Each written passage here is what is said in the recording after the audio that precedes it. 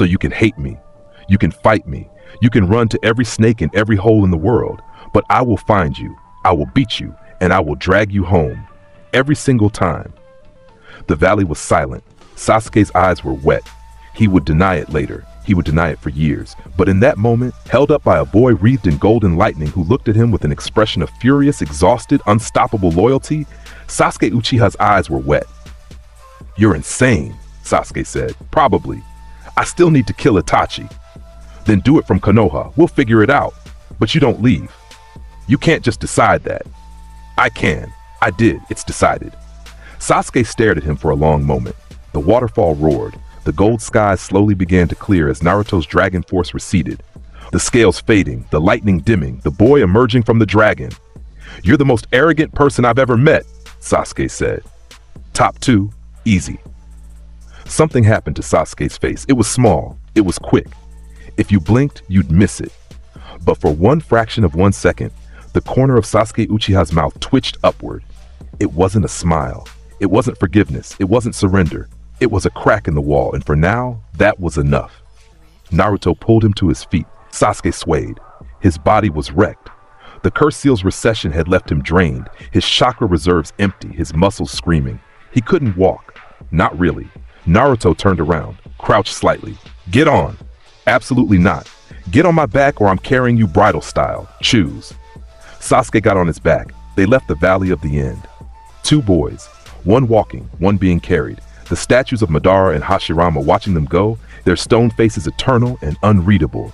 Naruto walked. Slow for him. Steady. His fur coat was singed and torn. His headphones were cracked. His body ached in places he didn't know could ache. He'd eaten a curse seal-enhanced Chidori, gone full dragon force for the first time in his life, and punched hard enough to shatter Orochimaru's seal. He was exhausted.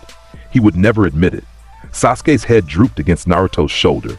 His eyes were closing. He was muttering something. Half-conscious, barely coherent. "Still gonna kill him." Yeah. "Not your guild member." "Sure you aren't." "Stop calling it a guild." "No." Sasuke passed out. His full weight settled against Naruto's back. His breathing evened out. For the first time in years, the permanent tension in his face relaxed. And he looked like what he was, a kid. A tired, broken, angry kid who had been caught in mid-fall by someone too stubborn to let him hit the ground. Naruto kept walking. The forest was quiet around him. Dawn was breaking. The first light of a new day caught the leaves and turned them gold. Not lightning gold, not Dragon Slayer gold, just the simple, ordinary gold of sunlight, doing what sunlight does. It was enough. In the distance, Konoha's gates appeared, tiny at first, then larger, then real. Sakura was standing at the gates. She'd been there since they left, standing, waiting, refusing to sit, refusing to believe they wouldn't come back. She saw them, 2 figures on the road, one walking, one carried, both alive. Her knees buckled. She caught herself on the gatepost. Tears streamed down her face. She opened her mouth to say something. "Thank you, you idiot, don't ever scare me like that again." But nothing came out. Naruto walked up to her, stopped, shifted Sasuke's weight on his back.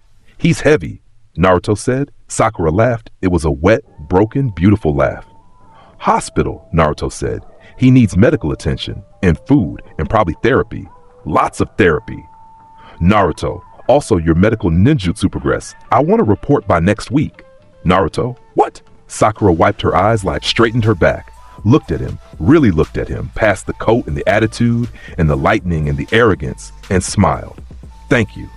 Naruto held her gaze. For just a moment the mask slipped. Not all the way, not even close, but enough. Enough for Sakura to see that beneath the dragon, beneath Laxus Drayar's reincarnated soul, beneath the strongest genin in the history of the shinobi world, there was a boy who had spent his entire life pretending he didn't need anyone, and was slowly, painfully, impossibly learning that he was wrong. "Don't mention it," Naruto said. Literally, to anyone, ever. He walked through the gates. Sakura fell into step beside him. Sasuke snored on his back. The morning sun rose over Konoha. The village was still healing. The third chair was filled by someone new. The walls bore the scars of invasion. The people were tired and grieving and uncertain about the future. But the gates were open. The streets were alive. And the lightning dragon was home with his guild on his back. Naruto looked up at the Hokage monument. 4 faces carved in stone, a space where a 5th now belonged. He didn't say anything. He didn't need to. He just kept walking. 300 miles away, in a hidden base that smelled like snakes and ambition, Orochimaru received the news. His Sound 4 were dead. His prize had been recovered. The Uchiha was back in Konoha, and the boy in the fur coat had eaten a Chidori and shattered a curse seal with one punch. Orochimaru's arms were gone, sealed by the 3rd Hokage. His plans were ash. His patience was infinite, but even infinite patience had texture, and the texture right now was concern. The Jinchuriki, Kabuto said carefully, adjusting his glasses. He's becoming a problem. No, Orochimaru said. His yellow eyes gleamed in the dark. He's becoming a variable, and variables are only problems if you can't account for them. He smiled. It was the smile of a snake who had just learned that the mouse was actually a dragon. How fascinating, Orochimaru whispered. How truly fascinating. Far to the west, in a cave lit by a single candle, a man with ringed purple eyes listened to a report from a blue-skinned swordsman. The 9-tails Jinchuriki, Kasame said, leaning his samahada against the cave wall. He's different from what we expected. Strong, really strong. The kind of strong that makes the job interesting. Define interesting, a deep voice said from the shadows. He generates lightning from his body. No hand signs, no conventional jutsu framework. Our intelligence says he's already surpassed most Jonin in raw combat ability, and he's 13. Silence. The candle flickered. Itachi, your assessment. From the deeper shadows, a figure moved. Red eyes, Sharingan, 3 Tomoe. Mangekyo barely hidden. A face that carried the weight of genocide and the quiet hope that someone someday would be strong enough to make it mean something. I've seen his type before, Itachi Uchiha said softly. The ones who are born to shake the world. They don't stop growing. They don't plateau. They escalate until the world either breaks around them or reshapes itself to accommodate them. He paused. Something almost like interest crossed his expressionless face. He will be the most difficult extraction the Akatsuki has ever attempted. In the cave, plans were made, timelines adjusted, resources allocated. The great machine of villainy, with its 10 rings and its 10 members and its one mad plan to remake the world, began to turn its attention toward a boy in a fur coat who had no idea they were coming. Or maybe he did. Maybe, somewhere in the back of his mind, the part that was still Laxus Dryar, the part that had once challenged his own guild and lost and learned and grown and loved and died and been reborn into a world of ninjas and nonsense, was already preparing. Because dragons don't fear storms. Dragons are storms. And this particular storm was just getting started. 2.5 years is a long time when you're a teenager. It's a blink when you're a dragon. For Naruto Uzumaki, it was both. An eternity of controlled frustration wrapped around a core of relentless, grinding, daily improvement that would have broken anyone with less spite in their bones. Jiraiya of the Sannin showed up 3 weeks after the Valley of the End.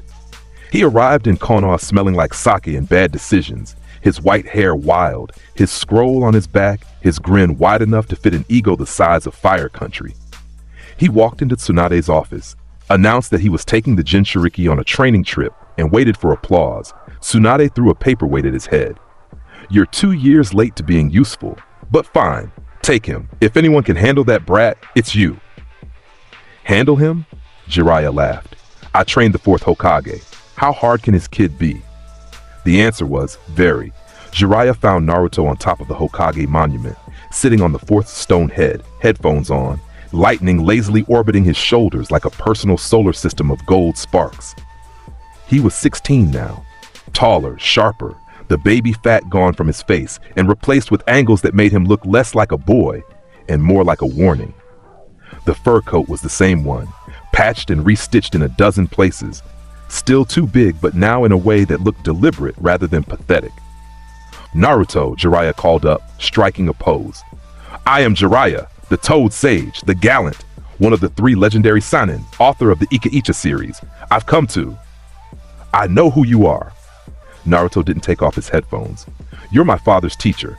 You wrote those books Kakashi-sensei reads, and you've been gone my entire life, so the entrance could use some work.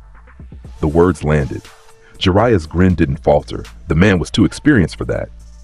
But something behind his eyes shifted. A hit taken. A hit deserved.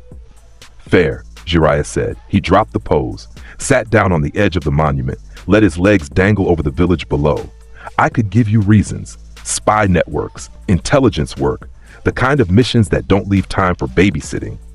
But they'd be excuses, and you don't strike me as someone who respects excuses. Naruto finally looked at him, actually looked at him. The headphones came down around his neck. Blue eyes. Still wrong. Still should have been orange according to the ghost in his bones. Assessed the man sitting next to him with the clinical precision of someone who had been disappointed by adults so many times that skepticism was his default operating system. What can you teach me? Naruto asked. Not hostile, genuine. The question of a student who had outgrown every teacher he'd ever had and was running out of reasons to believe another one would be different. Jiraiya grinned. How about we start with where your father's power came from? They left Konoha the next morning. The training trip was not what Jiraiya expected. In fairness, nothing about Naruto was what anyone expected. And Jiraiya was just the latest in a long line of competent adults who had their assumptions dismantled by a teenager in a fur coat. Week 1. Jiraiya attempted to teach Naruto toad summoning. He demonstrated the technique with a flourish, the blood offering, the hand signs, the slam of the palm, the eruption of smoke as a massive toad materialized on the road. It was impressive. It was meant to be impressive. Jiraiya had been doing this for 40 years, and the showmanship was part of the pedagogy. Naruto watched the toad appear, looked at it, looked at Jiraiya. So you call a frog toad. You call a toad, and the toad fights for you. With me, the summoning contract is a partnership, so you need a partner to fight. Jiraiya's eye twitched. It's a strategic multiplier, combined arms, tactical flexibility. I generate lightning from my body, move at the speed of light when I convert, and can eat any electrical attack thrown at me. What strategic gap does a toad fill? The toad, a mid-sized battle toad named Gamakichi, turned to Jiraiya with an expression that clearly said he's got a point, boss. Jiraiya pinched the bridge of his nose. Fine, no toads, let's try something else. Week 2, Sage Mode. Jiraiya's ace, the art of gathering natural energy, blending it with chakra, achieving a state of physical and perceptual enhancement that turned an already powerful ninja into something approaching myth. Jiraiya demonstrated. His features changed, the toad-like characteristics manifesting, his presence swelling until the air itself felt heavier. Naruto watched the transformation, walked around Jiraiya, studied him from multiple angles. So you get bigger? Naruto said. Stronger, more durable, your perception expands. Dramatically, Sage Mode is the pinnacle of, I get faster, I turn into lightning, I get faster. That's not, I win. Jiraiya stared at him, then he laughed. A real deep, from the belly laugh that scattered birds from the trees and made Naruto blink because nobody had ever laughed at him like that. Not at him, with him, at the absurdity of him. Kid, Jiraiya said, wiping his eyes, you are the most insufferable brat I've ever met. And I trained Minato Namikaze, who once tried to tell me his Rasengan was better than everything I knew at age 14. Was he wrong? No, he was right. That was the annoying part. Something cracked, not in the air, not in the ground, in the space between them. A hairline fracture in Naruto's default wall of arrogance. The wall that kept everyone at distance, that turned every interaction into a dominance display, that protected the lonely boy underneath from ever being vulnerable enough to be hurt. Jiraiya had laughed at him, not with fear, not with awe, not with the careful eggshell respect that everyone else offered the lightning dragon. He'd laughed the way you laugh at family. Naruto didn't know what to do with that. So he did what he always did with emotions he couldn't categorize. He ignored it and moved on. Fine. Teach me something useful. What did my father actually do? Jiraiya taught him. Not the Rasengan. Naruto already knew the theory, already understood the chakra mechanics, and in practice could form the spiraling sphere on his first attempt because his control, honed through 2 lifetimes of power management, was surgical. The Rasengan was a tool. Naruto filed it away as a tool. What Jiraiya actually taught him was context. He taught him about Minato Namikaze, not the legend, the man, the quiet, brilliant, absurdly fast ninja who had looked at the world and seen it as a series of problems that could be solved with enough intelligence and enough will. who had loved a woman from Uzushigakure with red hair and a temper that could flatten a building, who had held his newborn son for exactly 4 minutes before sealing a demon in his gut and dying, he taught him about Kushina Uzumaki, the red-hot habanero, the previous Jinchuriki of the Nine Tails, a woman who had been hated and feared and alone, exactly like Naruto, and who had responded not with arrogance and isolation but with ferocity and love in equal, overwhelming measures. He taught him about the night of Naruto's birth, the full truth, the masked man who had attacked, the extraction of the Nine Tails, Minato's desperate seal, Kushina's chains of chakra holding the fox back even as her life poured out of the hole it had left in her. Two parents who had chosen in their final moments to turn their son into a weapon because the alternative was letting the weapon destroy everything. Naruto listened to all of it. He sat on a rock in the middle of a forest clearing while Jiraiya talked, and he listened, and his face was stone, and the lightning around him was still. When Jiraiya finished, the silence lasted a long time. "They loved me," Naruto said. "Not a question. More than anything in the world. And they died for me, for you, for the village, for the future, all of it." Naruto looked at his hands, the hands that generated lightning, the hands that had caught Sasuke, the hands that had shattered Zabuza's blade and made Orochimaru flinch and held Neiji's worldview up to the light and watched it crack. The old man, the third, he could have told me. He should have. He was trying to protect you. He was wrong. Yeah, Naruto's voice was quiet. He was wrong about a lot of things, but he wasn't wrong about all of them. Jiraiya watched the boy, saw the war happening behind those blue eyes, the Laxus part, the arrogant dragon fighting with the Naruto part, the orphan who had just learned he wasn't unwanted, that his parents hadn't abandoned him, that he had been loved before he could remember being loved. "You good?" Jiraiya asked. "I'm always good." "That's not what I asked." Naruto looked at him. For 1 second, barely a second, gone so fast you'd miss it if you weren't Jiraiya, if you weren't the kind of man who trained geniuses and written romance novels and understood that the strongest people were always the most fragile. His eyes were raw. "I'm good," Naruto said again, softer this time. Jiraiya nodded, didn't push, opened a bottle of sake and offered it. "I'm 15. I started at 12. That explains a lot." Jiraiya laughed again. Naruto's mouth twitched, almost a smile. They trained for 2.5 years. Jiraiya couldn't teach Naruto the Dragon Slayer arts. Nobody could. Nobody in this world even understood what they were. But he could teach him everything else. Strategy, intelligence networks, the political landscape of the 5 great nations, the identities and abilities of every known S-rank threat, the history of the tailed beasts, the Sage of 6 Paths, the origin of chakra itself, and grudgingly, Sage Mode. It took Naruto 14 months to learn it. Not because he lacked the talent. His ability to gather natural energy was actually exceptional, the dragon lacrima pathways acting as secondary collectors that pulled nature chakra in alongside his regular reserves. The problem was integration. Sage Mode required stillness, patience, the willingness to stop moving, stop fighting, stop being a storm for long enough to let the world's energy flow into you, instead of generating your own. Laxus Drayar had never been still a day in his life. Neither had Naruto Uzumaki. But Jiraiya was patient in a way that Naruto hadn't encountered before. Not the third's gentle patience, not the patience of someone who was afraid to push. Jiraiya's patience was the patience of a man who had seen everything, lost everything, written it all down, and decided to keep going anyway.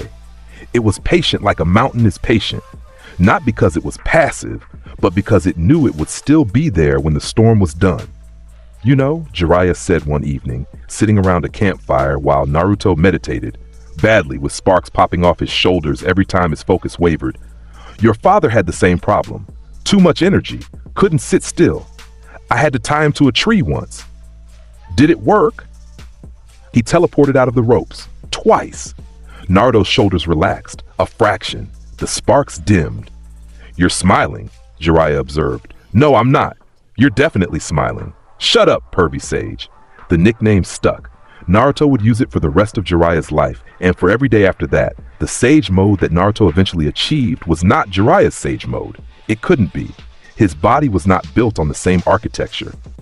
Where Jiraiya drew natural energy through toad-based meditation and manifested toad-like features, Naruto's dragon lacrima pathways pulled natural energy along channels that had nothing to do with toads or snakes or slugs. The nature chakra flowed into his secondary system, merged with the draconic power that lived in his cells, and produced something that no one in the shinobi world had ever seen: Dragon Sage Mode. The first time he achieved it, the forest clearing where they were training went silent. Every bird, every insect, every rustling leaf, silent. Because the pressure emanating from Naruto wasn't just chakra, it was the combined weight of nature itself, channeled through the memory of a dragon lacrima, expressed as a presence so heavy that lesser creatures simply stopped functioning in its radius. His eyes changed, not the slit pupils of Dragon Force. Something else. The irises turned gold, solid, luminous gold, like coins melted in a furnace, with black crosses where the pupils should be. Dragon Sage eyes. Nature and dragon merged into a single perception system that could see chakra, feel intent, and sense the electrical potential of every molecule in a 300-meter radius. The orange pigmentation that would have appeared around a toad sage's eyes appeared around Naruto's as jagged, lightning-shaped marks. They ran from the corners of his eyes to his temples, gold against tan skin, making his whisker marks look like they were branching. His body didn't get bigger. It got denser. The natural energy reinforced his Dragon Slayer physiology from the atomic level up. Muscles hardened, reflexes sharpened, chakra reserves expanded to a volume that Jiraiya's sensory abilities couldn't accurately measure because the number was genuinely absurd. Jiraiya watched his student stand in the clearing, wreathed in gold light, and felt something he hadn't felt since watching Minato perfect the Hiraishin. Hope. Terrified, awed, breathless hope. "Well," Jiraiya said, his voice not quite steady. "That's new." Naruto looked at his hands, opened and closed his fists. The gold eyes tracked the energy flow with perfect clarity. "This is useful," Naruto said. "High praise. Don't push it, Pervy Sage."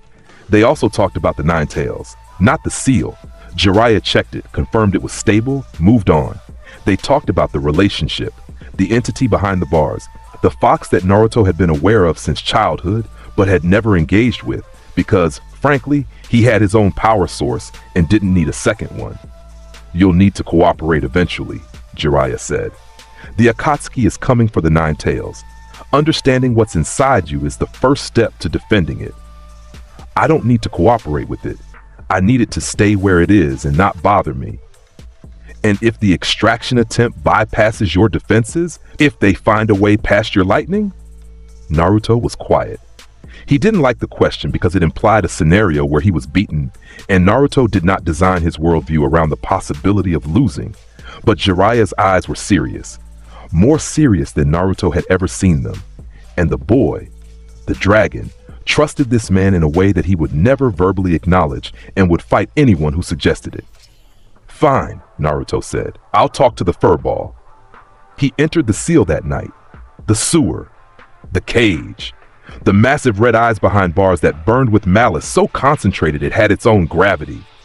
"So," Naruto said, standing in ankle-deep water with his hands in his coat pockets, "you're the fox." The Nine Tails, Kurama, though he wouldn't learn that name for years, looked down at him with an expression of such overwhelming contempt that it circled back around to something almost like respect. "You reek of something I don't recognize," Kurama growled. His voice shook the walls. "Not human, not Biju, something else, something old. Dragon. There are no dragons in this world. There's one." Kurama's eyes narrowed. His tail swayed behind him. 9 massive appendages, each one capable of leveling a mountain. He was hate incarnate. He was power incarnate. He was also, beneath the fury and the pride, a being that had been imprisoned, tortured, and used as a weapon by humans for centuries, and had developed a perfectly reasonable response to the species, which was to hate every single one of them. "I don't need your cooperation," Naruto said. "I don't need your chakra.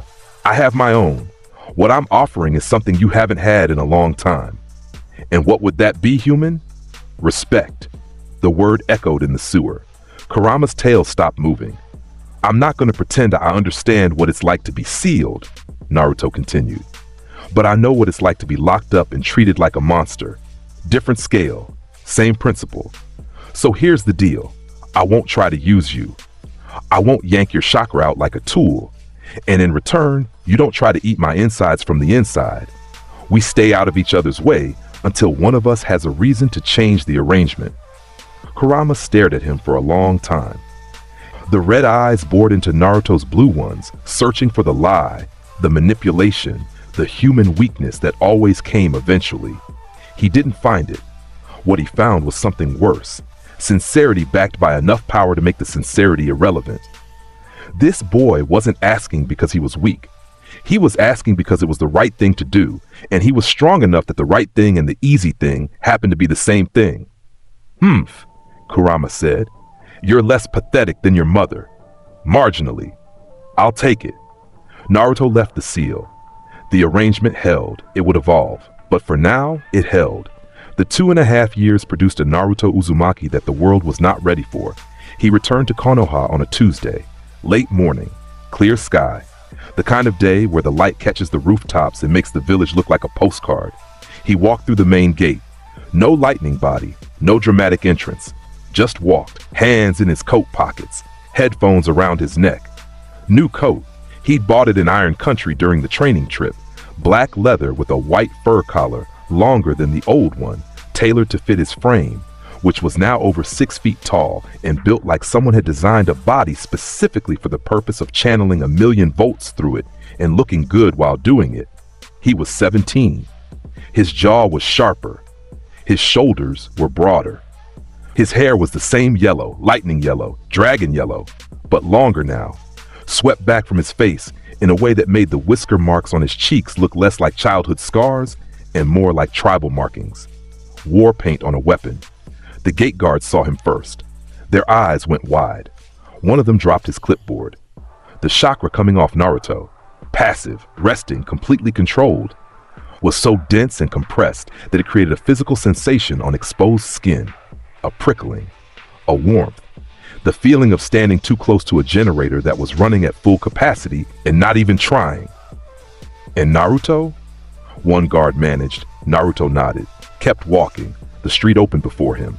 Not because people moved, though they did, instinctively, the way you step off a path when something large and electric walks down it, but because the air itself seemed to part. Static electricity crawled along the ground in tiny gold arcs that followed his footsteps like loyal animals. 2 blocks in, a woman behind a fruit stand stared at him. She was one of the ones who had crossed the street when he was a child, who had overcharged him for apples, who had told her children not to play with the fox boy. She stared at the man who walked past her, the tall, dangerous, crackling with restrained power man in the black coat, and something in her face rearranged itself, not into fear, not into guilt, into the slow, uncomfortable recognition that she had been wrong about something important and the evidence was walking past her in real time. Naruto didn't look at her. He didn't need to. 2 rooftops away, Kakashi Hatake was reading his book. He felt the chakra signature before he saw its owner. His Sharingan eye, hidden beneath the headband, pulsed.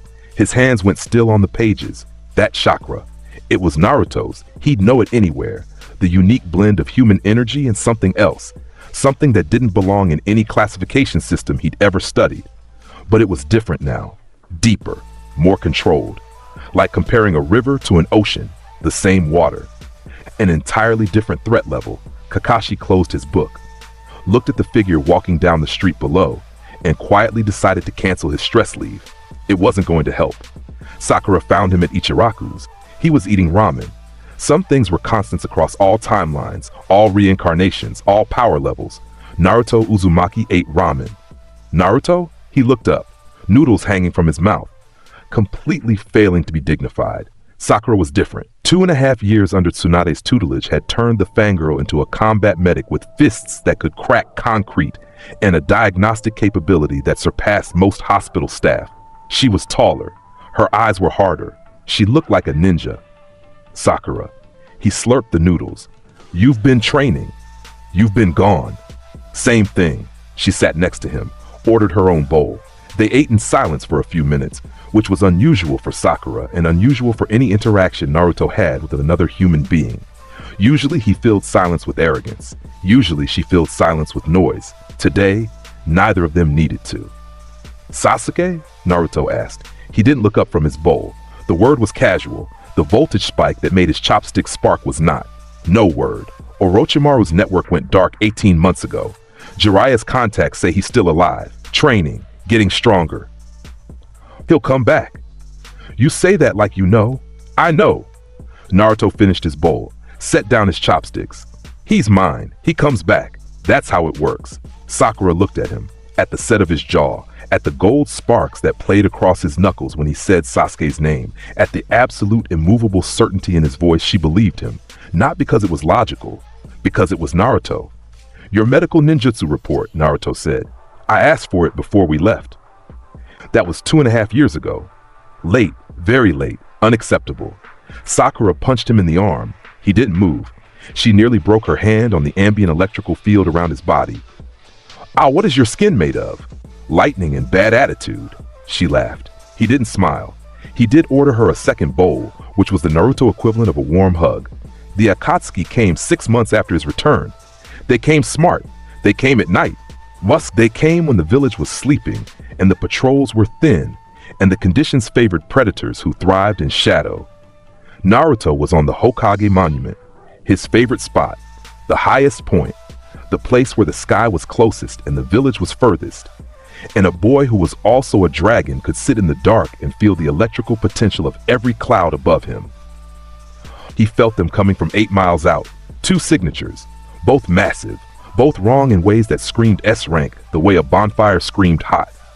One was watery, fluid, enormous, the chakra of someone who carried more energy than most ninja villages combined. The other was controlled, refined, an iron cage of suppressed power that leaked killing intent the way a corpse leaked cold. Kasame Hoshigaki, Itachi Uchiha. Naruto didn't move.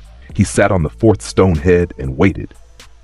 He took off his headphones, set them beside him carefully, adjusted his coat, then he dropped from the monument. He landed in Training Ground 44, the Forest of Death, because if this was going to be a fight, he wasn't having it in the village. He'd spent too many years watching people rebuild Konoha to be the one who wrecked it. They arrived 3 minutes later. Kasame first, massive, blue, grinning with teeth like a shark. Samahada on his back wrapped in bandages that couldn't fully contain its alien hunger. Itachi second, silent, pale, the Sharingan already active, red eyes spinning in the dark like signal fires. The 9 tails Jinchuriki, Kasame said, landing on a branch 30 meters away. His grin was wide enough to split his face. Itachi-san, is this the one? The lightning kid? Yes, Itachi said. His voice was quiet. It was always quiet. Naruto stood in the clearing with his hands in his pockets. The moonlight caught his coat's white fur collar. Gold sparks drifted across his shoulders. The Akatsuki, Naruto said. 2 of you. That's either an insult or a compliment, depending on how good you are. Oh, I like him, Kasame said. He reached back and swung Samahada off his shoulder. The bandages fell away. The living sword, a massive, scaled, sentient weapon that devoured chakra the way fire devoured oxygen, unfurled and pulsed with hunger. It could taste Naruto's energy from 30 meters. It wanted it. Samahada lunged at the air between them, straining toward the crackling aura that surrounded the boy. Then it stopped. The scales along Samahada's surface rippled. The hunger dimmed.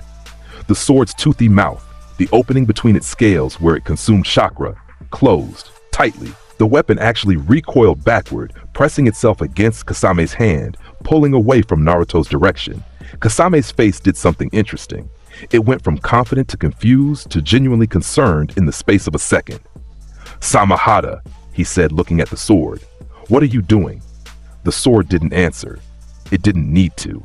Every scale on its body was standing up, not in hunger, in fear. The sentient weapon that had devoured the chakra of dozens of S-rank ninjas, that had eaten Biju-level energy, that had never encountered a meal it didn't want, was refusing to eat. Because what it tasted in Naruto's aura wasn't chakra, not entirely. It was chakra and something else, something that carried the electrical charge of a thunderbolt and the primal resonance of a creature that existed in no taxonomy Samahada had ever encountered. The sword's instinct, a survival instinct, the one thing all living creatures shared, was saying this will kill you if you eat it. Your shark doesn't want to eat, Naruto said, looking at the sword with something like amusement. Smart shark. Kasame's grin came back, wider, harder. The grin of a man who had just realized this was going to be interesting. Samahada's been wrong before. Let's test it. He moved. For a man his size, Kasame was obscenely fast. S-rank fast. The kind of fast that came from decades of killing at the highest level. He closed 30 meters in under a second. Samahada swinging in a horizontal arc aimed at Naruto's midsection. Naruto didn't dodge. He caught the blade. His right hand wrapped around Samahada's body, directly on the scales. The sword's teeth bit into his palm. An automatic response, the feeding instinct overriding the fear for one suicidal moment, lightning discharged. Not a technique, not a named attack. Just the passive electrical field that lived in Naruto's body, released through skin contact at a voltage that turned Samahada's feeding attempt into the worst mistake of its existence. The sword screamed. A sentient weapon screamed. Every scale on its body stood up and then rippled flat in a wave of rejection. Samahada released Naruto's hand, ripped itself free from Kasame's grip, and shot backward through the air like a thrown cat, embedding itself in a tree 40 meters away where it quivered and refused to move. Kasame stared at his empty hand, then at his sword, then at Naruto. "Well," Kasame said, "that's a first. That's going to be a theme tonight." Naruto moved. Lightning Dragon's iron fist, his right fist, still sparking from the discharge, the scales of Samahada imprinted in a burn pattern across his palm, connected with Kasame's crossed arm guard, and launched the swordsman backward through 2 trees and a boulder. Kasame caught himself mid-flight, rolled, came up running through hand signs. Water release, Super Shark Bomb Jutsu. A shark made of condensed water, massive, 10 meters long, designed to absorb the chakra of incoming attacks and grow larger, erupted from the moisture in the air and charged at Naruto. The water shark hit Naruto's aura. It tried to absorb his chakra. The Dragon Slayer energy it touched ionized the water molecules on contact. The shark didn't grow larger. It electrified. For one surreal moment, there was an enormous shark made of sparking, crackling, gold-tinged water hanging in the air between them. Its body converted from attack to conductor. Naruto raised one finger. A single spark. Same move he'd used on Kiba in the Chunin exam prelims. He flicked it into the electrified water shark. The detonation lit up the forest of death like daylight. The shark exploded outward in a burst of superheated steam and lightning, the shockwave flattening trees in a 50-meter radius. Kasame took the blast. Water was his element, but the electricity riding it was not. And his body locked up, muscles spasming, his massive frame driven into the ground by a combination of concussive force and electrical overload. Naruto was on him before the steam cleared. Lightning body. The full conversion. His body becoming a streak of gold that crossed the distance in a time frame that made the word instant feel sluggish. He materialized with one foot on Kasame's chest and one hand crackling with enough voltage to stop a heart. Kasame looked up at him. The shark man was burned. His arms were numb. His Samahada was 40 meters away, hiding. He was beaten, decisively, by a teenager, and he laughed. A real, honest, blood-in-his-teeth laugh. The laugh of a man who had spent his entire life searching for a fight that made him feel alive and had just found one in the worst possible context. "Damn, kid," Kasame gasped. "You hit like a natural disaster." "You're strong," Naruto said, looking down at him. The crackling hand didn't waver, but his expression shifted. Just slightly, just enough. "For a shark man. Best compliment I've gotten in years." Naruto held him there for a moment, reading him. Assessing not the threat level, that was settled, but the person. Kasame Hoshigaki was a killer, a monster by most definitions. But there was something in his eyes that Naruto recognized. The loneliness of being built for something the world didn't want, and the bitter humor of carrying that weight without complaint. He stepped off. The lightning faded from his hand. "Stay down. If you get up, I'll put you down permanently." Wouldn't dream of it. Kasame's grin was bloody. For about 20 minutes. Naruto turned. Itachi was standing at the edge of the clearing. He hadn't moved. Through the entire fight. The detonation, the trees falling, the S-rank engagement that had lasted less than a minute. Itachi Uchiha had stood perfectly still with his Sharingan spinning and his hands at his sides. They looked at each other. Naruto felt the Mangekyo activate before he saw it. The pattern in Itachi's eyes shifted. The three tomo dissolving into something more complex, more dangerous, a kaleidoscope of black in a field of red that contained within it the power to rewrite reality. Tsukuyomi. The world changed. Naruto was in a red and black space, an inverted sky, a landscape of blood and absence. This was Itachi's world, the 72-hour illusion compressed into a fraction of a second, a pocket dimension of pure genjutsu where the caster was God and the victim was nothing. In this space, Itachi could torture, could kill, could break a mind into pieces so small they'd never reassemble. He'd used it on Kakashi once and put the man in a coma for a week. He'd used it on Sasuke and shattered whatever was left of a child's trust. Naruto stood in the red world. He looked around. He tilted his head. He felt it. The genjutsu threading through his nervous system, trying to seize control of his perceptions, trying to rewrite what his senses reported. The foreign chakra was masterful. The most sophisticated illusion technique in the known world, wielded by a genius who had perfected it through years of terrible use. It lasted 4 seconds. 4 seconds, and then the foreign chakra hit the Dragon Slayer pathways. The secondary network, the one that didn't rely on Tenketsu, the one that ran on principles from another world, pulsed. The electrical charge that lived in every nerve fiber of Naruto's body spiked. Not dramatically, just enough. The feedback loop broke. Genjutsu required sustained contact with the target's nervous system, a continuous signal that overwrote sensory input. Naruto's nervous system was running on electricity. Literal electricity. The signal that Tsukuyomi was sending was disrupted by the electromagnetic interference the same way a radio signal was disrupted by a lightning strike. The red world cracked, shattered, fell away like broken glass. Naruto was back in the clearing, standing, unchanged.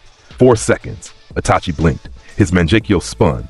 His face, that eternally composed, eternally controlled face, showed something for the first time. Surprise. "You tried to trap me in a dream," Naruto said. His voice was flat. "I run on electricity. Think about that." Itachi looked at him. The surprise faded. What replaced it was something else, something quiet and complicated and very, very old. He deactivated the Mangekyo. The red faded to black. He stood in the clearing with his regular Sharingan and regarded Naruto with an expression that was closer to recognition than hostility. "You're not what I expected," Itachi said. "Nobody ever expects me." "No, that's not what I mean." Itachi paused, choosing words with the precision of a surgeon. "I expected the Nine Tails Jinchuriki, a weapon, a container. I see something else." "What do you see?" "Someone who protects, not because he's supposed to, because he decided to." The clearing was quiet, with moonlight and ozone and two impossibly dangerous people standing 20 meters apart with no hostility between them. Naruto studied Itachi, studied the man behind the Akatsuki cloak, the dark circles under his eyes that spoke of illness, the controlled breathing that spoke of pain managed through discipline, the way his hands hung at his sides, not ready to fight, but ready to accept whatever came. Naruto saw it. The truth that hid behind the genocide, behind the missing nin status, behind the 10-year performance of villainy that had fooled every intelligence service in the world. He didn't say it. He didn't need to. Some truths were too heavy for words. "Tell your boss to come find me himself if he wants the fox," Naruto said. "I'm not hard to locate." Itachi held his gaze for a long moment. Then, in the smallest possible movement, so small that Kasame, lying in a crater behind them, would never see it, Itachi inclined his head, a fraction of a degree. In acknowledgement from one protector to another, he collected Kasame. They vanished into the night. The forest of death settled back into silence. Naruto stood alone in the moonlit clearing. The trees were ruined. The ground was scorched. Samahata was still embedded in a trunk 40 meters away, quivering. He put his headphones back on, walked home. Didn't tell anyone. Jiraiya died on a Thursday. Naruto didn't know it was a Thursday until later. He didn't know anything until Tsunade called him to her office. Her face told him before her mouth did. She was sitting behind her desk with a sake bottle and no cup, which meant she'd been drinking from the bottle, which meant the news was the kind that cups couldn't contain. "Jiraiya went to Amekakure," Tsunade said. Her voice was steady. Her hands were not. "He was investigating the Akatsuki leader. He found him. And he's not coming back, Naruto." The words entered his ears, traveled to his brain, were processed, Understood, cataloged. The crackling stopped. The gold sparks that had been lazily orbiting his shoulders, the ones that were always there, the ambient discharge of a body that generated lightning the way a heart generated blood, went out. All of them, simultaneously. For the first time since he was 3 years old, Naruto Uzumaki was electrically silent. Tsunade watched it happen. She'd seen a lot of things in her life. She'd seen the second Hokage die. She'd seen Dan die. She'd seen Nawaki die. She'd watched the third walk into a barrier and not come back. She was intimately familiar with the particular silence that followed the word gone. But she had never seen a storm stop. Naruto stood in the Hokage's office. His hands were in his pockets. His face was stone. No expression, no reaction, no visible indication that anything had changed. How? He asked. Pain, the leader of the Akatsuki. He calls himself God, 6 bodies, 1 controller. Jiraiya identified the Rinnegan before. Her voice cracked. 1 crack. She sealed it immediately. Before the end, he sent the intelligence back. It's good intelligence. It's the reason we'll win. He died getting us information. He died fighting. Naruto was quiet. The office was quiet. Outside, through the window, Konoha went about its day. People walked. Children laughed. The village lived. Okay, Naruto said. Naruto. I said okay. He left. He did not slam the door. He closed it so gently that the hinges didn't make a sound, which was somehow the loudest thing Tsunade had ever heard. He went to Training Ground 3, the bell test ground, the place where it all started. He stood in the middle of the field where Kakashi had lost 2 bells, and his composure in the same morning. And he stood there. He didn't train. He didn't attack anything. He didn't generate lightning or practice techniques or do any of the things that the world expected the lightning dragon to do when he was angry. He just stood for a long time, long enough for the sun to move across the sky and the shadows to change. Long enough for birds to land on the posts and leave again. Long enough for the world to prove once more that it kept going whether you wanted it to or not. Old pervert, Naruto said. That was all. 2 words, spoken to an empty training ground in a voice that nobody heard. Then the lightning came back. Not slowly, not gradually, not with the dramatic escalation of a building storm. It came back all at once, every spark, every arc, every gold filament, returning to his body like it had never left. The air temperature spiked. The grass at his feet leaned away. The ambient field around him pressurized until the training ground itself hummed. It wasn't rage. It wasn't grief. Those were reactions. This was something deeper, something structural, a load-bearing decision that anchored everything above it. Pain was coming. Naruto would be here when he arrived. And when pain came, Naruto would teach him the difference between calling yourself God and standing in front of a dragon. He walked out of the training ground. His headphones were on. His coat was straight. His eyes were dry. Dragons didn't cry. They remembered. And then they acted. Pain came on a Sunday. No warning, no declaration of war, no diplomatic overture. 6 bodies descended from the sky on a summon, the animal path's work, and landed on Konoha's outer wall with a silence that was worse than any explosion, because silence meant control, and control from an invading force meant they'd already decided the outcome. Naruto felt them the moment they entered Fire Country, 8 hours before they reached Konoha. He felt them the way you felt a pressure change before a storm. A wrongness in the atmosphere, a weight in the air. 6 points of chakra so dense and alien that they registered on his electrical field like boulders dropping into a pond. He spent those 8 hours preparing, not himself, the village, Sakura, full combat readiness, every medic 9 in the hospital on standby, evacuate civilians to the shelters. His voice was flat, operational. The laxest voice, the one that had commanded the Thunder God tribe, the one that turned orders into gravity. Naruto, what? Pain is coming. The Akatsuki leader. 6 bodies, 1 mind, Rinnegan in every set of eyes. He destroyed Omegakure's resistance and killed Jiraiya. He's coming here. Sakura's face went white. Then it went hard. She moved. Lee, Neji, every combat-capable Jonin and Chunin who's in the village, alert them. Formation Delta, defensive perimeter. Nobody engages the 6 bodies alone. They share vision through the Rinnegan. If one sees you, all 6 see you.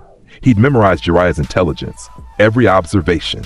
The old pervert had given him this with his last breath, and Naruto would use every syllable of it. He stood on the Hokage monument, his spot, the highest point, the place where the lightning dragon looked down on his guild and dared the world to touch it. The 6 paths came over the wall at dawn. They were not subtle. They didn't need to be. 6 figures in Akatsuki cloaks, each one a dead body reanimated and controlled by chakra receivers, each one carrying a different ability of the Rinnegan, each one a weapon designed for a specific function. Animal path, Preta path, human path, Asura path, Naraka path, and the Deva path, the body of Yaiko, the face of pain, the center of gravity that controlled the others. They spread out. They began destroying. The animal path summoned creatures, a giant centipede, a massive dog, a bird of impossible wingspan. The summons tore through buildings. The Ashura path converted its body into weapons, missiles, blades, mechanical augmentations that turned a human shell into a war machine. The Preta path absorbed incoming jutsu. The human path ripped souls from anyone it could grab. Buildings fell. People screamed. Dust rose in columns that could be seen from miles away. Konoha's defenders fought. They fought hard. Kakashi engaged the Deva path with everything he had. Sharingan spinning, combat experience screaming. Every trick in 1,000 jutsu arsenal deployed in rapid succession. It wasn't enough. The 5-second interval of Shinra Tensei, the gravitational repulsion that turned the Deva path into a localized god of physics, meant every attack had a window and every window closed. Kakashi was pushed to his limit, past it. Kamui, the Mangekyo technique he'd been hiding for years, activated in desperation, warping a missile from the Asura path into another dimension. The strain nearly killed him. He dropped. His eye bled. His chakra reserves bottomed out. He was alive. Barely. Choza and Choji fought the animal path summons with expansion techniques that turned them into giants. They held the line at the academy. Rock Lee and Might Guy intercepted the Ashura path, Lee's gates blazing. Guy's smile like a weapon, and bought time with taijutsu that was too fast and too relentless for mechanical augmentations to track. Shikamaru coordinated from the intelligence center, his mind processing 6 separate threat vectors simultaneously, his voice steady in every ear, his hands shaking under the desk where nobody could see. They fought, all of them. Naruto's guild. Naruto stood on the monument and watched. 6 of them, he said. I fought more. He stepped off the edge, lightning body. The gold streak hit the Asura path mid-swing. Guy and Lee had it flanked. Guy's fist coming in from the right, Lee's kick from the left. But the mechanical body was already pivoting, converting its torso into a cannon that was aimed at the academy behind them. Naruto materialized out of the lightning bolt, with his fist already in motion. Lightning Dragon's iron fist. The punch hit the Ashura path's chest with the force of a bomb wrapped in a thunderstorm and launched it out of the village. Not across the street, not across the district, out of the village. The mechanical body became a blur of sparking metal and shattered chakra receivers that left a contrail of smoke over the rooftops before cratering into a hillside a mile beyond the wall. Guy blinked. Lee's mouth fell open. Every ninja within visual range experienced a collective moment of recalibration. Naruto-kun. Lee's eyes were waterfalls. Your flames of youth have... Later, Lee. Naruto was already moving. The main threat is the Deva path, the one with gravity control. He's heading for the center of the village. How do you know? Because that's where the most people are, and he wants to make a point. He became lightning again. Gold light streaked across Konoha's rooftops. A comet of electricity that left static charges on every surface it passed, that made every hair on every arm stand up, that turned the smoke-filled sky briefly, brilliantly gold. The animal path was next. Its summons were tearing through the market district. A giant dog, multi-headed, regenerating, splitting into more dogs every time it was cut, was destroying everything in its path. Naruto landed in front of it. The dog's 6 heads turned toward him, 6 mouths full of teeth, 6 sets of Rinnegan-connected eyes. Raging bolt. The sky turned gold. A bolt of lightning, massive, biblical, descending from clouds that hadn't been there 3 seconds ago, struck the multi-headed dog with enough electrical energy to power Konoha for a week. The summon didn't split. It didn't regenerate. The amount of current flowing through its body was so immense that the chakra holding it together couldn't maintain coherence. It unsummoned, forcibly, violently, returning to whatever plane it came from with the speed and enthusiasm of something that never wanted to experience lightning again. The animal path itself was behind the summon. A woman's body, dead eyes, chakra receivers in her nose and ears. She was already summoning again, hands forming the seal, the smoke of another creature beginning to. Naruto's hand closed over her face. One hand. He lifted her off the ground. Lightning pulsed through his grip, not enough to destroy the body, but enough to fry the chakra receivers. The metal rods that connected this puppet to its controller melted. The body went limp. Dead again. Dead for real this time. He dropped it, kept moving. The human path was in the residential district.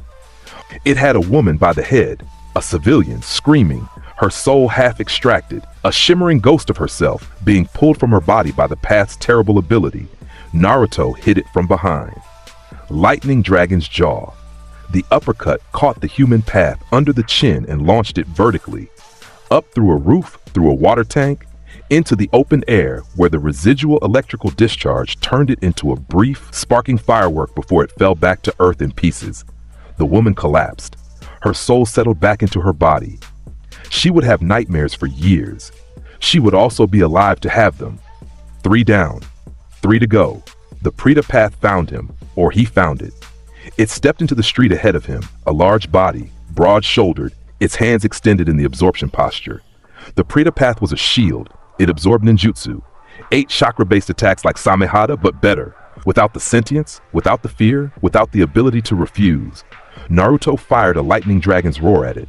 The beam of golden devastation crossed the street and hit the Preta path's barrier. It absorbed it. Every volt, every erg. The barrier ate the attack whole. Huh, Naruto said. He fired another, larger. The Preta path absorbed it. Its body swelled slightly with the stored energy. Interesting, Naruto said. He sounded genuinely curious. That was a bad sign for the Preta path. He walked toward it. Slowly. The Preta path held its ground, barrier up, absorbing the ambient electrical field that surrounded Naruto's body. Every step closer gave it more energy to eat. Naruto stopped 3 feet away, close enough to touch. You eat chakra, he said. Let's see how much you can eat. He poured it in. Not an attack, just output. Raw, unstructured, maximal volume electrical energy channeled directly into the Preta path's barrier at close range. The Dragon Slayer physiology that could generate lightning indefinitely, not from reserves, not from storage, but from biological production, the way a generator produced electricity by spinning, turned the Preta path's absorption ability from an asset into a death sentence. Because the Preta path could absorb any finite amount of chakra, but Naruto wasn't finite. He was a generator. He produced more, endlessly. The barrier ate and ate, and the body behind it swelled with energy it couldn't process, and Naruto kept feeding it with the calm patience of someone stuffing a turkey. The Preta path's body cracked, overloaded. Chakra seams burst along its arms, its chest, its face. It was a cup trying to hold an ocean. It exploded, not dramatically, quietly, almost. A pop of released energy and a scatter of chakra receiver fragments. The absorption barrier that had never failed to neutralize any attack simply drowned in volume, 4 down. The Naraka path was hiding, smart. Its function was support, the King of Hell summoning that restored the other paths. Naruto found it in the collapsed building, already repairing the Asura path's shattered body. He didn't use a technique. He walked in, grabbed the Naraka path by the head, and discharged directly into its brain. The chakra receivers melted. The King of Hell dissolved. The repair function ended, 5 down. The Deva path. Naruto found it in the center of Konoha, standing in the middle of the main avenue, alone. The body of Yahiko, orange hair, Rinnegan eyes, a face that had once belonged to a man who believed in peace and was now a puppet dancing on strings of pain. Around it, destruction, craters where buildings used to be, fire, dust, the evidence of a god who had come to make a point about suffering. Kakashi was down. Half the Jonin force was down. The village was broken. Naruto walked toward the Deva path, down the avenue, through the rubble. His boots crunched on gravel. His coat was dusty. His face was calm. You killed Jiraiya, Naruto said. The Deva path looked at him with Nagato's eyes. With the Rinnegan, with the god sight that could see everything and understand nothing. Jiraiya was my teacher as well, Pain's voice said through the puppet's mouth. His death was necessary, as is yours. You keep using that word, necessary. Your teacher, your sensei, the man who raised you, and you killed him because it was necessary. Pain is the only path to peace. He taught me that himself without meaning to. No, he taught you to be better than this. You taught yourself to be worse. Shinra Tensei, the gravitational repulsion wave erupted from the Deva path, a wall of invisible force that turned the air itself into a weapon. It hit Naruto with the power of a mountain being thrown. He went through 2 buildings. Through them, not around. Through. Brick and mortar and steel rebar, all of it punched through by the force of a technique that could repel anything. He came out the other side, shook dust from his coat, rolled his neck. Gravity, he said. Interesting. He looked up. The storm he'd been generating unconsciously, passively since the fight started, covered the sky above Konoha. Thunderclouds, black and gold, lightning flickering inside them like trapped heartbeats. He opened his mouth toward the sky and drank. A bolt of lightning, natural, massive, the real thing, generated by the atmospheric conditions his own power had created, descended from the clouds and hit him directly. Not around him, into him, through his mouth, down his throat, into the Dragon Slayer pathways that absorbed electrical energy the way lungs absorbed air. He ate the storm. His body surged. Dragon Sage mode activated, not gradually, not in stages, but all at once. The gold cross-pupiled eyes, the jagged lightning marks from eye to temple, the density, the presence. Nature chakra and Dragon Slayer power merged into something that made the rubble at his feet levitate slightly from the ambient electromagnetic field. He walked back toward the Deva path, Shinra Tensei again. Full power. The Deva path extended both arms and released the gravitational force with everything it had. The wave hit Naruto. He leaned into it. His feet carved trenches in the road. His coat blew back from his body, but he kept walking. Each step forward against the force of a technique that should have launched him into the next country. His lightning-enhanced muscles and sage-reinforced frame grinding against gravity itself, he reached the Deva path.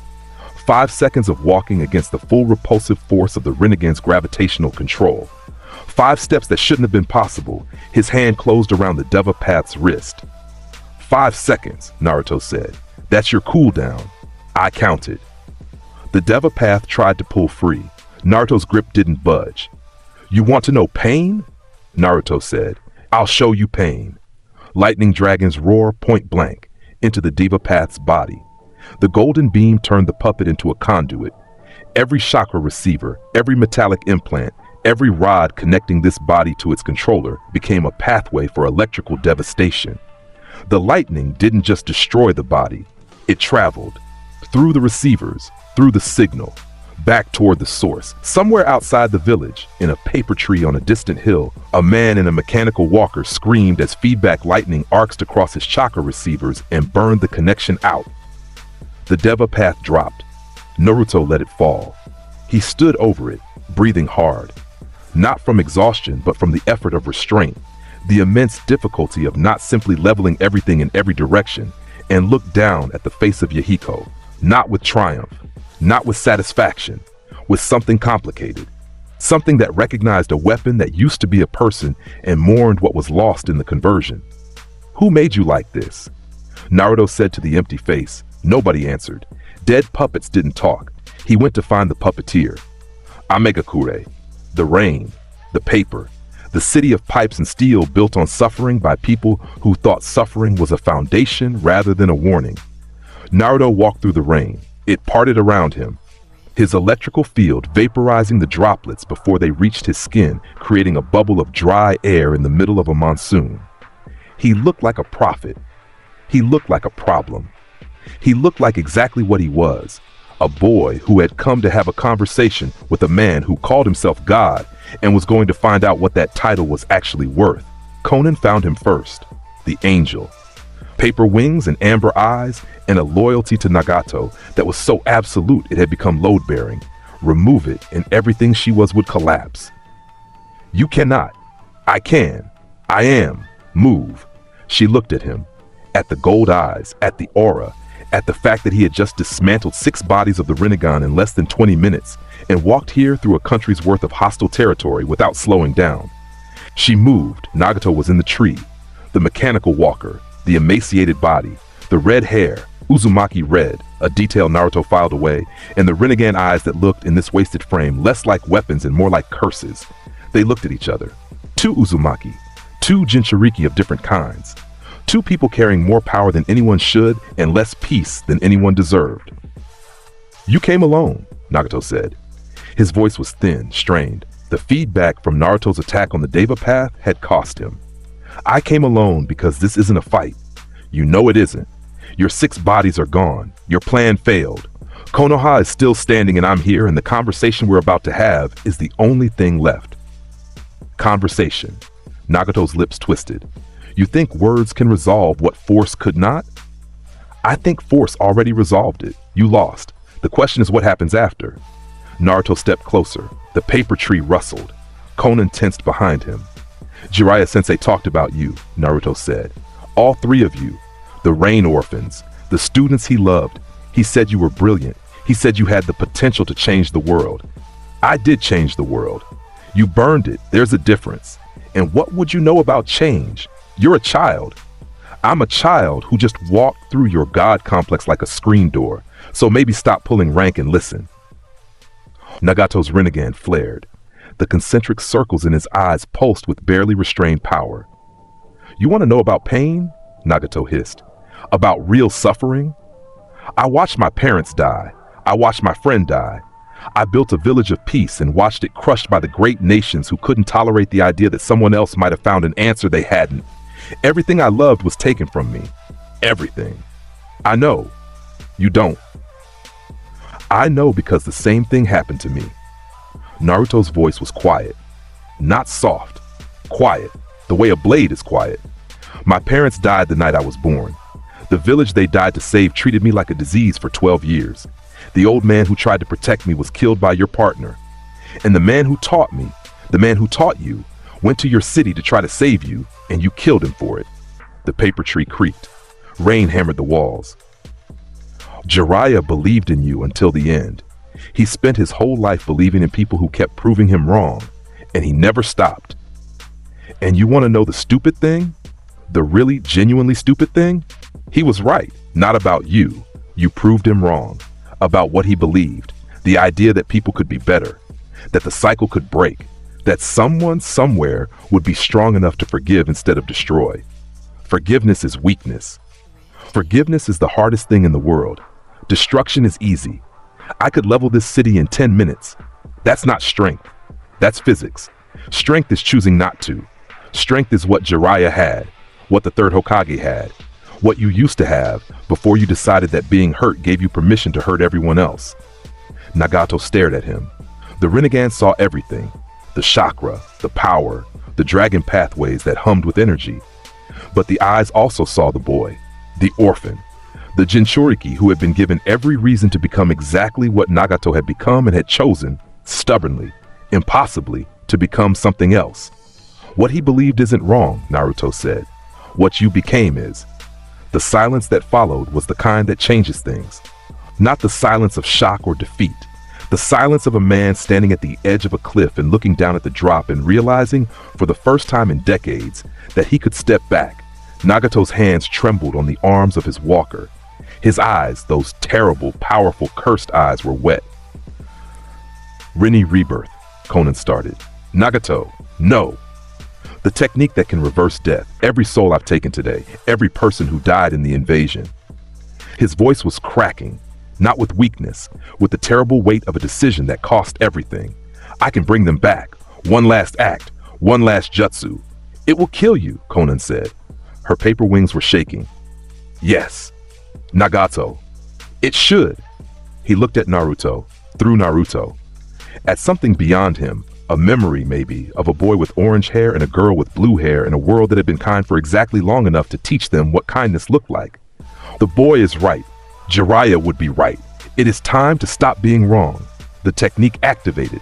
Nagato's life force poured out of him, through the Rinnegan, through the King of Hell, through the very fabric of reality. And in Konoha, 100 miles away, the dead opened their eyes. Kakashi gasped awake in a crater. Citizens who had stopped breathing started again. The village, which had been a graveyard, was suddenly, impossibly, not. Nagato died in his walker. The red drained from his hair. The Rinnegan dimmed. Naruto stood in front of him, looked at the body, at the empty eyes, at the wasted frame of a man who had been powerful enough to destroy a village and, in the end, powerful enough to undo it. "Thank you," Naruto said, quietly, "to the dead." Then he turned and walked out of the paper tree and into the rain, and the rain touched him for the first time because his electrical field had, for just a moment, gone quiet again. Konan let him go. She had paper to fold and a body to bury, and a lot of time to think about a boy in a fur coat who had defeated a god with honesty and then said thank you. Naruto walked home. It took hours. He didn't use lightning body. He walked. Through the rain. Through the forest. Through the border of fire country and up the road to Konoha's gates, which were broken but standing. He didn't look like he won. He looked like he survived. The village met him at the gates. Not the guards. The people, civilians, ninjas, children. The citizens of Konoha who had watched the sky turn gold and felt the dead come back and heard through the network of rumors that moved faster than any jutsu that Naruto Uzumaki had done it, had beaten God. They were silent when he appeared on the road, dusty, bloody, his coat torn in 3 places, no headphones. They'd been destroyed in the fight. Then someone started clapping. It spread, like fire, like lightning. A wave of sound that built from scattered applause into a roar that echoed off the broken walls and filled the broken streets, and meant something that no amount of formal recognition could ever match. Naruto walked through it. He didn't wave. He didn't smile. He didn't perform. But his shoulders straightened, just a fraction, just enough. Dragons didn't bow. But they could acknowledge their horde. Sasuke came after. The reports filtered in over months. Itachi was dead. Killed by Sasuke at the Uchiha hideout. An extended battle that had destroyed a section of forest and ended with 2 brothers on their backs in the rain. One dead, one alive, and neither of them winners. Then the truth. The real truth. Tobi, Obito Uchiha, wearing a mask and a grudge, had found Sasuke in the aftermath and told him everything. The Uchiha massacre, the orders, the village elders, the impossible choice of one boy who loved his brother more than himself. And Sasuke had broken. Not like glass, like ice. He'd gone cold where he used to be hot, methodical where he used to be desperate. The hate that had burned for Itachi didn't extinguish. It pivoted, pointed at Konoha, at the system, at the village that had ordered the death of his family, and then had the audacity to call it peace. He formed a team. Taka, Suigetsu, Karen, Jugo. Weapons he'd collected during his time with Orochimaru, who was dead now too, consumed by the student he thought was the prey. They operated in the shadows, attacked Konoha's interests, made noise. The 5 Kage summit happened. Sasuke attacked it. Bold, stupid, the kind of move that came from someone who was in so much pain they couldn't tell the difference between strategy and suicide. The Raikage nearly killed him. Gaara nearly killed him.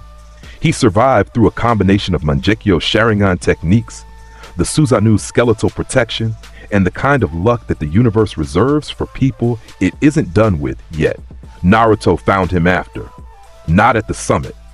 In the snow, in Iron Country, on a mountain road that led nowhere in particular. Sasuke was sitting on a rock, alone. Taka was gone, scattered, wounded, dealing with their own aftermath. He was in a tattered cloak, his Mangekyo activated and bleeding, his body a map of injuries that hadn't been treated because treating them would require admitting they hurt. Naruto walked up the road. His new coat, the black one with the white fur, bought after the old one was destroyed in the Pain invasion, was dusted with snow. His breath fogged in the cold. His lightning kept him warm. Sasuke. Sasuke looked up. His eyes were different. Not just the Mangekyo, although that was different too. The pattern shifted, evolved, paid for in grief. His actual eyes, the person behind the Dojutsu, he looked like someone who had been running for so long he'd forgotten what he was running from. Come to drag me home again? Sasuke's voice was flat, empty. Naruto sat on the rock next to him. Didn't ask permission, just sat. Not today. That surprised Sasuke enough to actually look at him. Today I want to talk, Naruto said. Actually talk. Not fight, not posture, not do the thing where we yell at each other and one of us punches the other through a waterfall. We did that already. Yeah, and it worked. Partly. You came home, then you left again.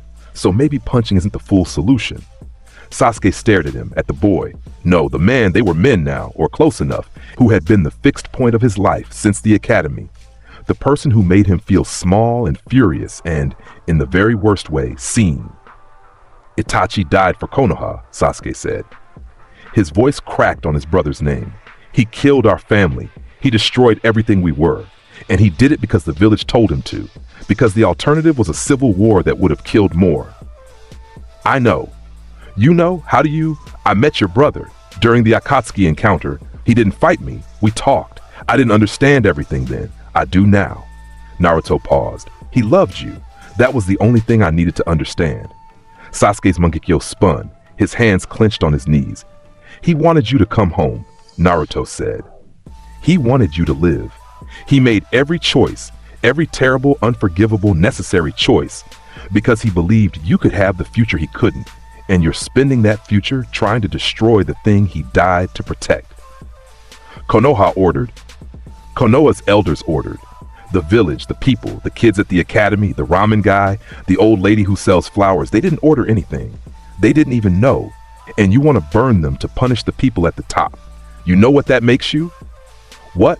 The same as Danzo. The same as every politician who ever decided that regular people's lives were acceptable losses. The words hit like a chidori. Sasuke flinched. His Mangekyo deactivated. The red faded to black and the black was wet.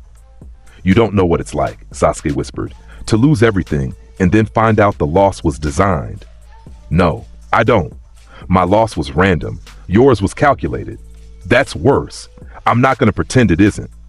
Naruto looked at the sky. Snow fell around them, avoiding his skin, vaporizing in the ambient heat of his aura. But here's the thing about calculated losses, Sasuke. The people who calculated them are mostly dead. Danzo is dead. The third is dead. The system that made the choice has been dismantled piece by people like Tsunade, who actually want to do better. That doesn't. No, it doesn't undo it. It doesn't fix it. Nothing fixes it. Your family is still gone. Itachi is still dead. That's the truth, and I'm not going to put a ribbon on it. He paused. But you can still choose what you do with what's left. And right now, what you're choosing is to become the thing that killed your family. A weapon pointed at civilians by someone who decided their pain mattered more than everyone else's. Sasuke was quiet for a long time. The snow settled on his shoulders. His eyes were black and raw and 20 years old. You're still arrogant, Sasuke said finally. Top 2, Naruto said. Same as always, something shifted. Not dramatically. Not with lightning or tears or the cosmic weight of a dramatic turning point. Just a small, quiet shift in a boy on a rock who had been carrying a mountain and was, for the first time, considering the possibility that he could set it down. I can't go back, Sasuke said. Not yet. Not after the summit. They'll execute me. They'll try. I won't let them. You can't just decide. I can. I did. Same as last time. Naruto stood, brushed snow off his coat. When you're ready, come home. I'll handle the politics. I'll handle the council. I'll handle anyone who thinks executing you is easier than understanding you. Why? Because you're my guild member. I already told you that. I don't repeat myself. He didn't repeat himself. He started walking down the mountain. Naruto. He stopped. Didn't turn. Itachi? What did he say when you talked to him? Naruto was quiet for a moment. Snow and silence. He said you were worth dying for. He didn't use those words, but that's what he said. He kept walking. Sasuke stayed on his head unclenched. And when Naruto was gone, down the road, around the bend, out of sight, Sasuke looked at the sky and breathed, and the breath didn't hurt as much as the last one. That wasn't healing. That was the decision to start. The fourth great ninja war began on a morning that smelled like nothing. Not rain, not smoke, not blood, nothing. The absence of scent, which was worse because it meant the world was holding its breath. The allied shinobi forces, all 5 great nations, united for the first time in history against a common threat, assembled on multiple fronts. 80,000 ninja, samurai from Iron Country, every able body, every bloodline, every technique and trick and secret weapon that the combined might of the shinobi world could muster. Against them, Obito Uchiha's army, 100,000 white Zetsu clones, plant-based soldiers that copied chakra signatures, infiltrated ranks, killed from within. Reanimated legends, the Edo Tensei's abomination, pulling the greatest ninja who had ever lived from their graves and forcing them to fight the world they died to protect. And behind it all, the 10 Tails, the primordial beast, the source of all chakra, a thing so massive and terrible that the word monster was an understatement of cosmic proportions. Naruto was assigned to the front lines, not by request, by inevitability. You didn't put the lightning dragon in the reserves. You didn't hold back the weather event. You aimed it at the enemy and hoped the enemy had insurance. He stood at the head of the 1st Division spearhead formation. His coat was clean.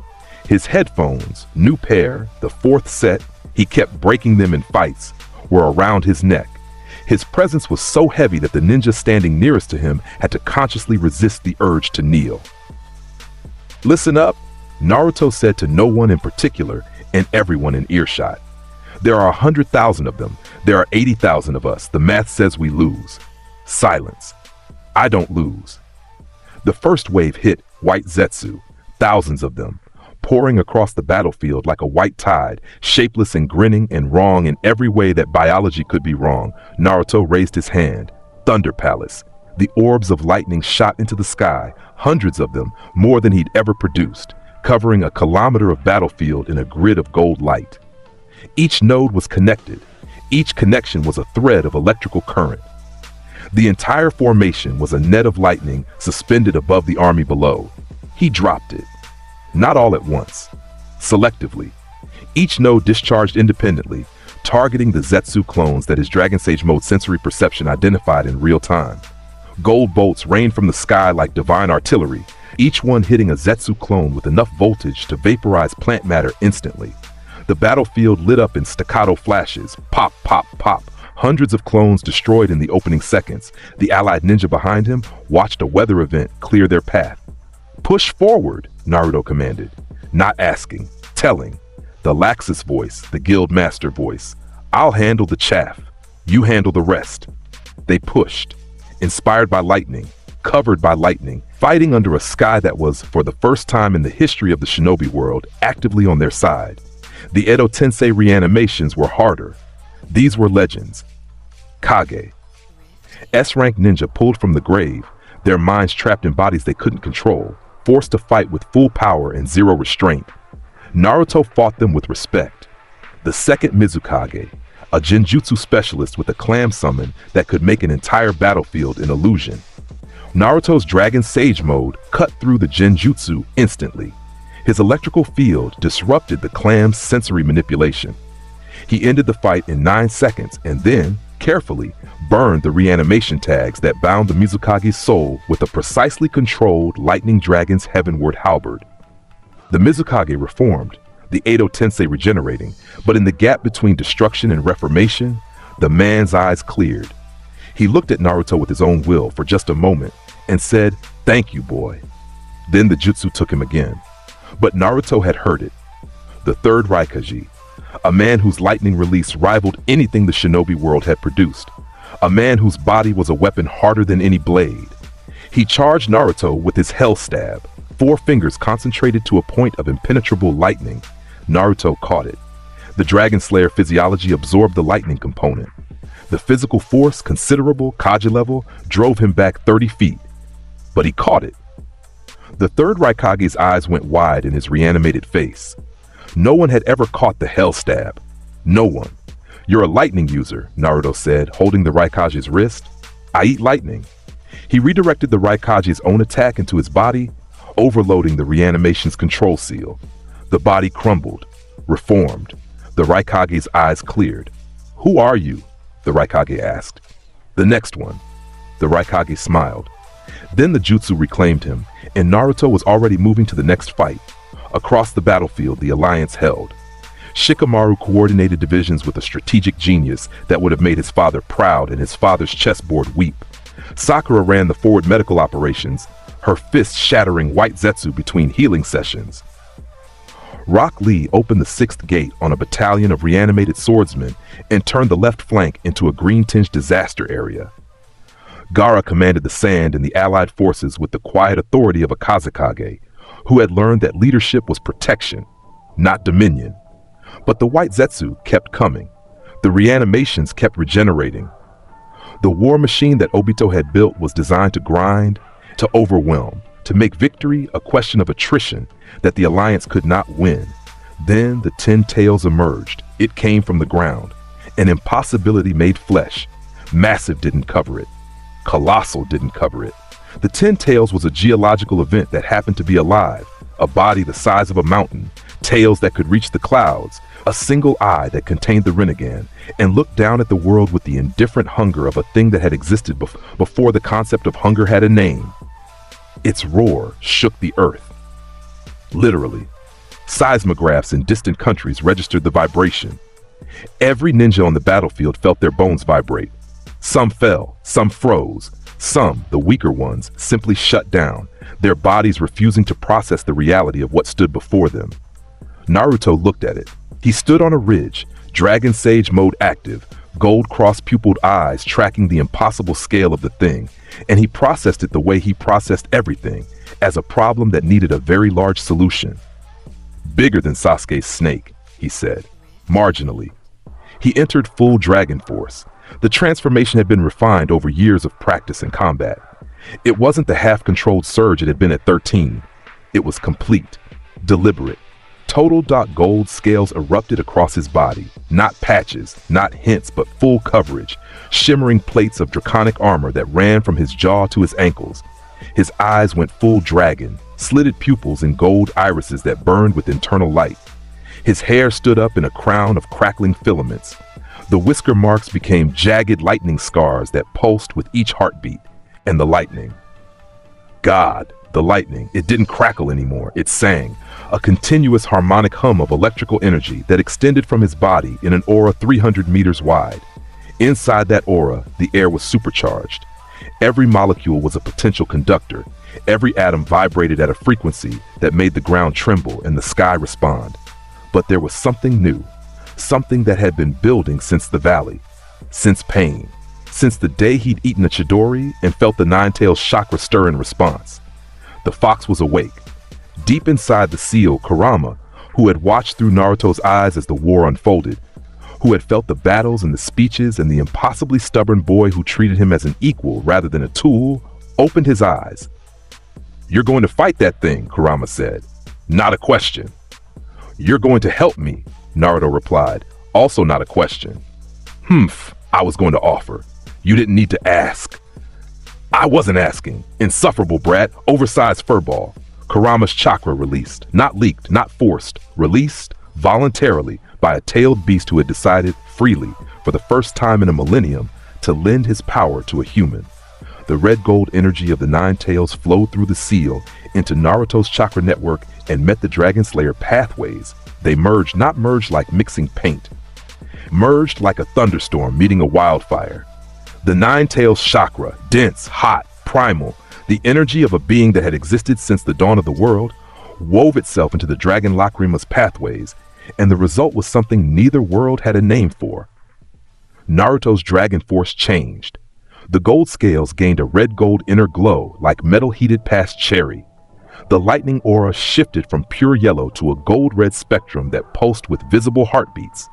His chakra output, already at a level that made the Allied forces' sensors physically recoil from their equipment, doubled, then tripled, then stopped having a number because the number exceeded the scale. He was standing on a ridge, the 10 Tails was in front of him. The army was behind him. The world was watching. Naruto jumped, not ran, not flew, jumped. A single leap that covered 500 meters, propelled by lightning and tailed beast chakra, and the raw physical absurdity of a dragon slayer, in full sync with the most powerful Biju in existence. He hit the 10 Tails' face with Lightning Dragon's iron fist. The impact registered on every sensor in the Alliance. A shockwave of gold-red light erupted from the contact point, spreading outward in a perfect sphere that pushed the very air away from the strike zone. The 10 Tails' head, a structure the size of a building, snapped sideways. The beast staggered. One of its tails carved a trench in the earth that was a mile long. Naruto landed on the beast's forehead, planted his feet, looked down at the single Rinnegan eye that stared up at him. "Hey," Naruto said, "you're big. I'm not. Guess which one of us is the problem?" The 10 Tails roared. Every tail swung at him simultaneously. A cage of appendages, each one the size of a bridge, converging on the tiny gold figure standing on its head. Lightning dragons roar. Naruto opened his mouth and the world turned gold. The beam that erupted was not the roar he'd used at 13. Not the roar he'd used against Zabuza or in the Forest of Death. This was the roar of a dragon sage in full dragon force, powered by the Nine-Tails chakra, amplified by nature energy unleashed at full capacity against the largest target in the history of combat. It was a column of gold-red lightning 10 meters wide that hit the Ten-Tails in the chest and pushed. Not cut, pushed. The beast, mountain-sized, apocalyptic, the source of all chakra, slid backward. Its tails lost their convergence. Its feet dug trenches in the earth as it was physically driven across the battlefield by a continuous beam of Dragon Slayer devastation. Obito screamed commands. The Ten-Tails tried to reform, tried to redirect, tried to bring its impossible power to bear on the ant that was hurting it. Naruto kept firing. 10 seconds of continuous roar. The air temperature in a kilometer radius rose 20 degrees. The battlefield was lit in gold-red light that turned the sky into day. Every allied ninja saw it. Every enemy saw it. Every living thing with eyes and a survival instinct saw a boy standing on a monster and roaring at it with the voice of a dragon and the power of a god. The Ten-Tails was not defeated. It was staggered, hurt, which was more than anyone else on the battlefield had managed. It recovered. Obito's control reasserted. The beast's tails reformed into a focused tailed beast bomb. The ultimate Biju technique, a sphere of compressed chakra that could level a country. Naruto saw it forming. His Dragon Sage mode sensed the chakra gathering. He had maybe 3 seconds. He gathered his own power. All of it. Dragon Force, Nine-Tails, Sage mode. Every system at maximum capacity. Lightning Dragon Slayer secret art, Roaring Thunder.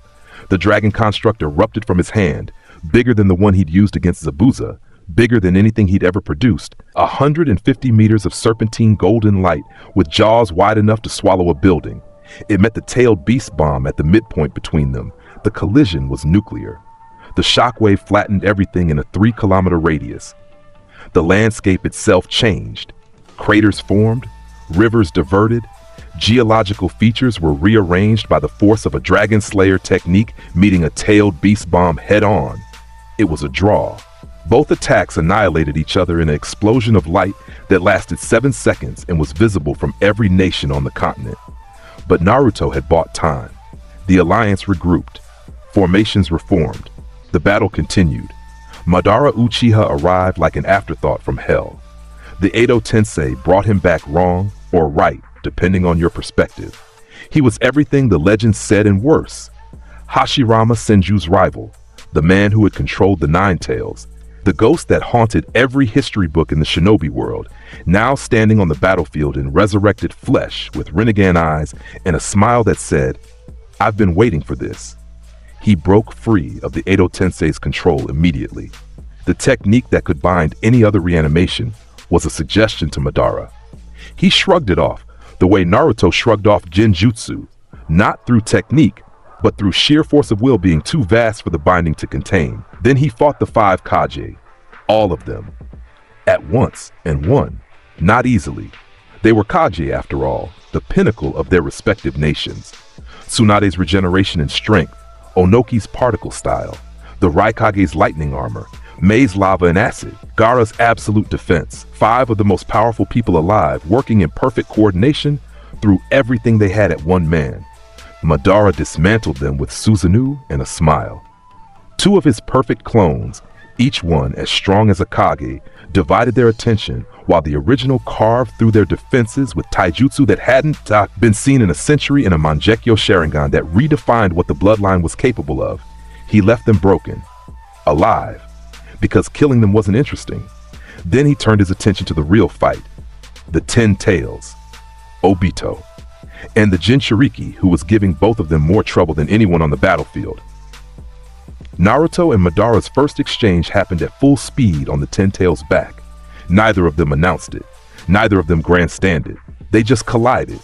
2 catastrophes meeting in midair, the shockwave of their first blow cratering the beast's spine. Madara fought with a fan and a lifetime. The Gunbai, the war fan, that had deflected everything from tailed beast bombs to entire battalions, swung at Naruto with the casual mastery of a man who had been the strongest person alive for the majority of human history. Naruto blocked it with a lightning-coated forearm. The impact shattered the ground beneath them. His Dragon Force scales absorbed the kinetic energy and converted a fraction of the residual chakra into fuel, which was the Dragon Slayer advantage. Every attack against him that carried any electrical or chakra-based component was partially consumed and repurposed. They exchanged blows. Not a sequence, not a combination, a war. Each strike was a seismic event. Each dodge created a vacuum. They fought across the Ten Tails' body like two storms colliding on an impossible landscape, their attacks leaving craters and scorch marks and the kind of structural damage that would have toppled buildings. "You're strong," Madara said.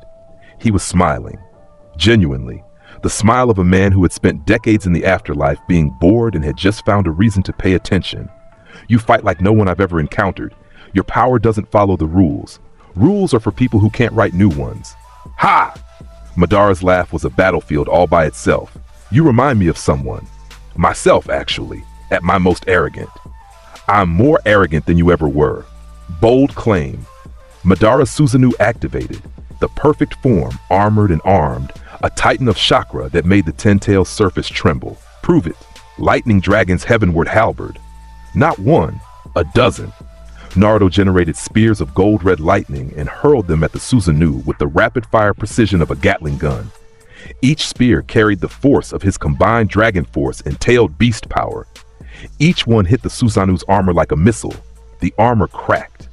Madara's eyes widened. His Susanoo, the perfect defense of the strongest Uchiha who had ever lived, was taking structural damage from a teenager's attacks. He reformed it, thicker, stronger.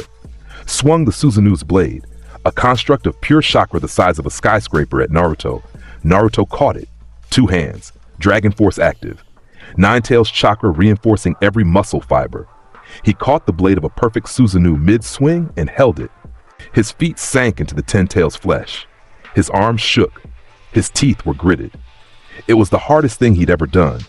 Harder than eating a Chidori, harder than walking through Shinra Tensei, harder than anything, because Madara Uchiha's Susanoo was the upper limit of what the Sharingan could produce, and it was really genuinely trying to cut him in half. But he held it.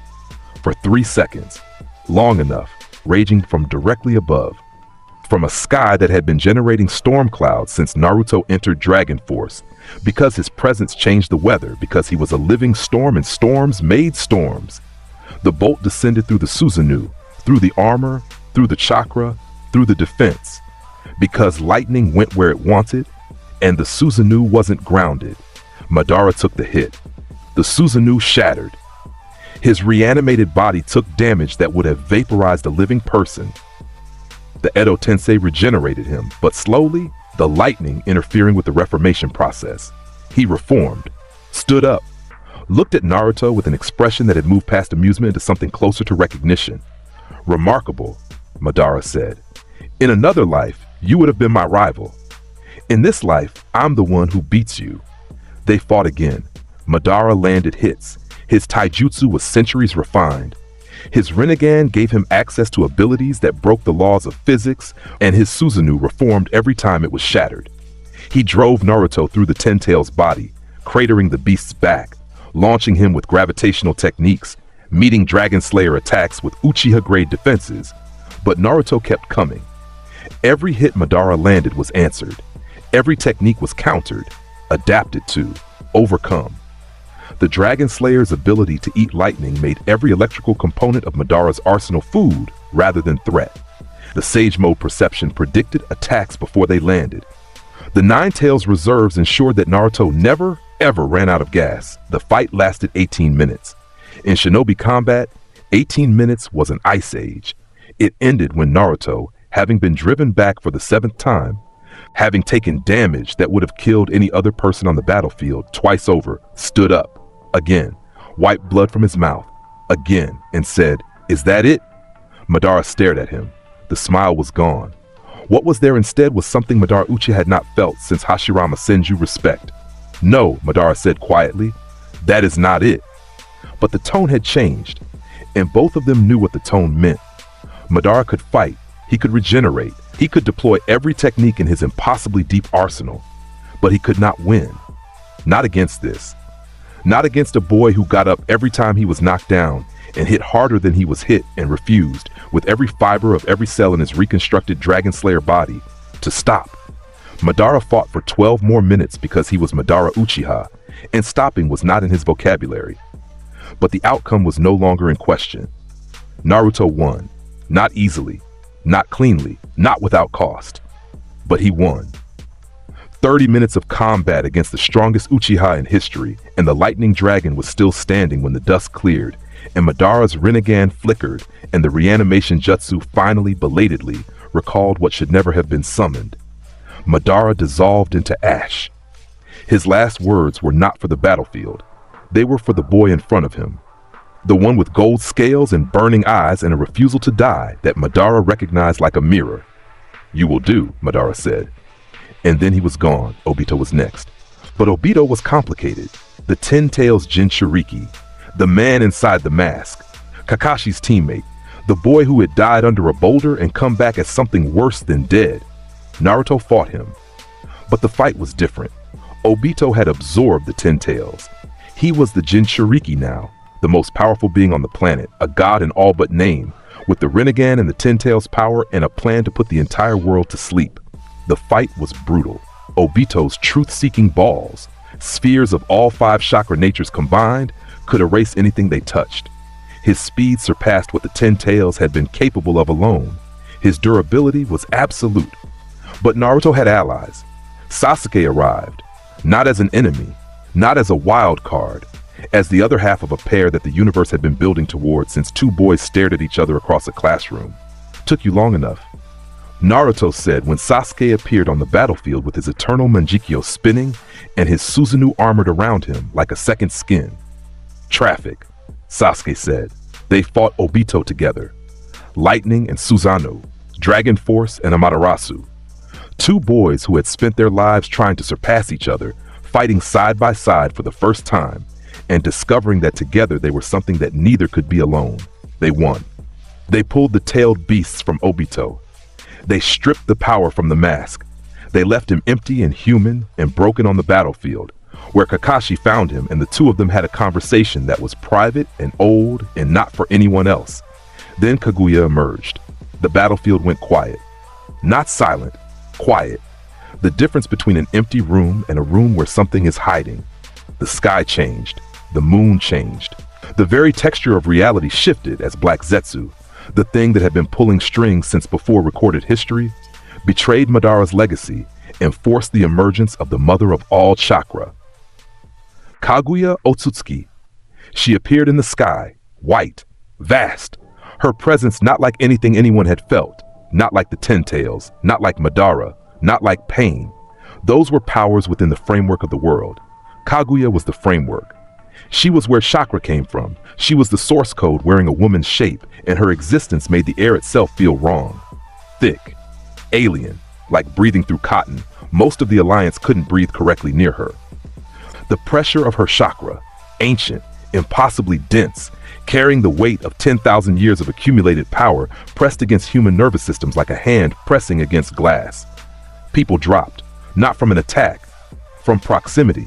Naruto looked at her. His dragon force was active. His gold-red aura was burning. The storm above the battlefield responded to his mood, lightning flickering in clouds that stretched to the horizon. The electricity around him didn't stop.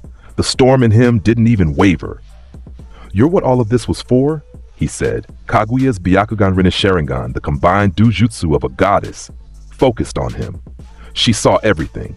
The Dragon Slayer pathways, the 9 tails, the Sage Mode, the soul that didn't belong to this world, layered into a body that didn't follow the rules. Anomaly, she said. Her voice was not a voice. It was a vibration that used the air as a medium. You do not belong to the natural order. I get that a lot. She raised her hand. I'm in a Manaka. Reality shifted. The battlefield, the earth, the sky, the ground beneath his feet was replaced. Instantaneously. One moment he was standing in the ruins of the 4th Great Ninja War. The next he was falling through an alien dimension. Lava below. An acidic sky above. A world that was not a world, but a weapon, designed to kill anything that entered it. Naruto caught himself on lightning. His electrical field created a cushion of electromagnetic force that pushed against the dimensional floor, hovering him above the lava surface. He looked around.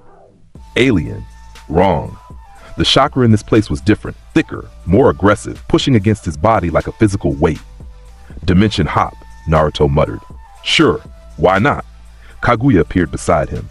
In her dimension, her territory, her rules, she attacked with the expansive truth-seeking ball, a sphere of destructive energy larger than the previous ones, containing every element, capable of creating new worlds and destroying existing ones with equal ease. Naruto dodged. Dragon Sage Mode's sensory perception tracked the dimensional shift a fraction of a second before it happened. The electrical potential of the reality around him changed before the dimension changed, and his lightning sense read the change the way a seismograph read tremors. Precognition through electrical awareness, not psychic. Physics. He surfed the dimensions. Kaguya shifted again. Ice dimension. Frozen. Endless white. He landed on the ice and his lightning melted a circle around his feet. She shifted again. Desert. Sand. Gravity doubled.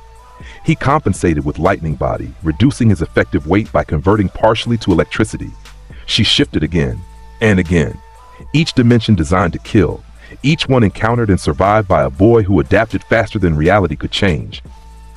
Stop running, Naruto said, standing in the fifth dimension, a featureless gray void where gravity didn't exist and neither did hope. You've got all these worlds and none of them can hold me. That's got to be frustrating. Kaguya's expression, if you could call it an expression, if a goddess could express anything so human as emotion, flickered with something that might have been anger. She attacked directly. The 80 gods' vacuum attack. Fists of pure chakra, dozens of them, raining down from above with the force of divine wrath. Each one carried enough destructive power to level a village. There were 80 of them. Naruto met them. Lightning Dragon's Iron Fist. Over and over. Gold-red Dragon Force fists meeting divine chakra fists in a barrage of collisions that turned the gray void into a light show. Each impact sent shockwaves through the dimension itself. Each exchange was a conversation between human will and divine authority. He couldn't match all 80. He took hits. A divine fist caught his left side and cracked 3 ribs. Another grazed his head and split his scalp. Another hit his right leg and the bone fractured. He kept fighting. Through the pain. Through the blood. Through the broken bones and the split skin, and the absolute certainty that stopping meant death. And death meant the world ended, and the world was his guild. And his guild was not going to end, while he could still move his fists. Sasuke was there, fighting alongside him. His Susanoo shielded Naruto from the worst of it, while Naruto's Dragon Force lightning repelled attacks that the Susanoo couldn't absorb.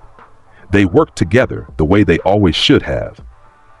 Two opposites completing each other, covering each other's weaknesses, creating a combined defense that was greater than either alone. Then Kaguya used the infinite Tsukuyomi, through the divine tree, through the moon, through the reflection of her will imposed on the entire planet.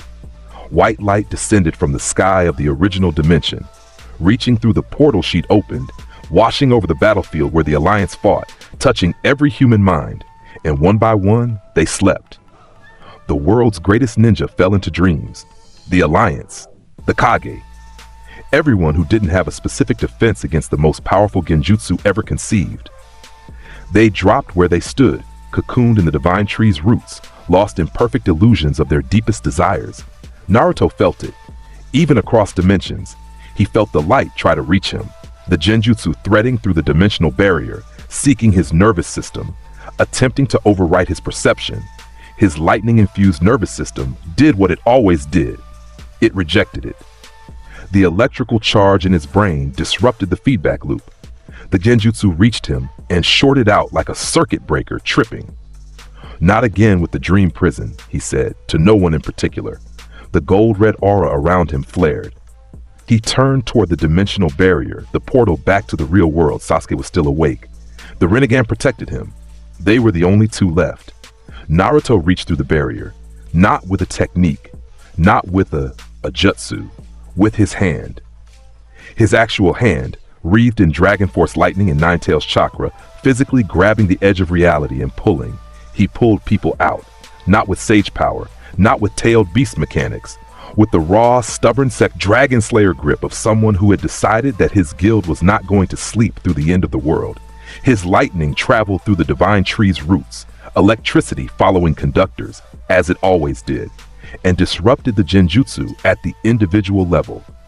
One by one, person by person, his chakra touching theirs, his lightning shocking their nervous systems awake, his will overriding the infinite Tsukuyomi's hold through sheer electromagnetic interference. Kakashi woke up first, then Sakura, then Lee, then Gaara. One by one, the Alliance opened their eyes and found themselves wrapped in roots and covered in white light, and very much not dream anymore, because Naruto Uzumaki's lightning was in their veins like a second heartbeat, keeping them conscious, keeping them here. Kaguya watched. The goddess who had sealed the world in a dream watched a boy undo it with his bare hands, and something that was not quite chakra and not quite magic and entirely impossibly, stubbornly real. Impossible, she said. I get that a lot too. He turned back to her.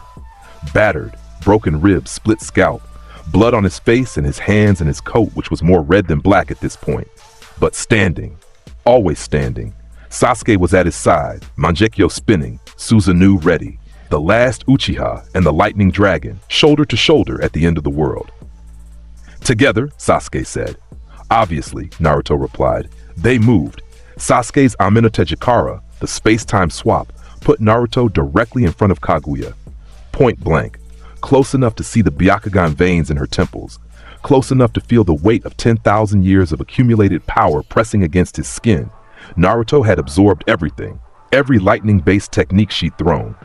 Every ambient chakra her dimensions had pressed against him.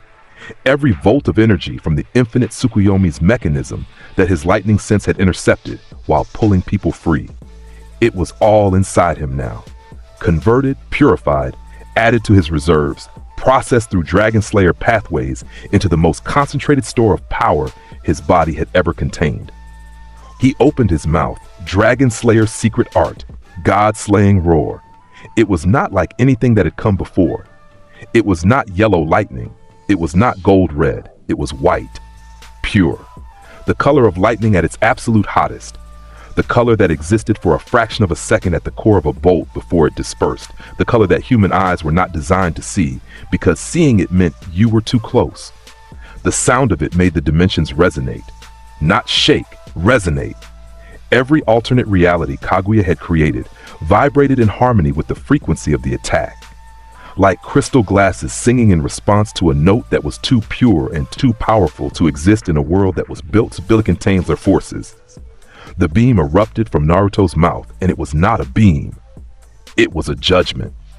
A column of white lightning that was 10 meters wide and infinite in duration, powered by 2 lifetimes of accumulated strength, and a 9 tails worth of chakra, and the natural energy of a sage, and the fury of a dragon, and the grief of a boy who had lost too many people and refused, absolutely refused, to lose one more.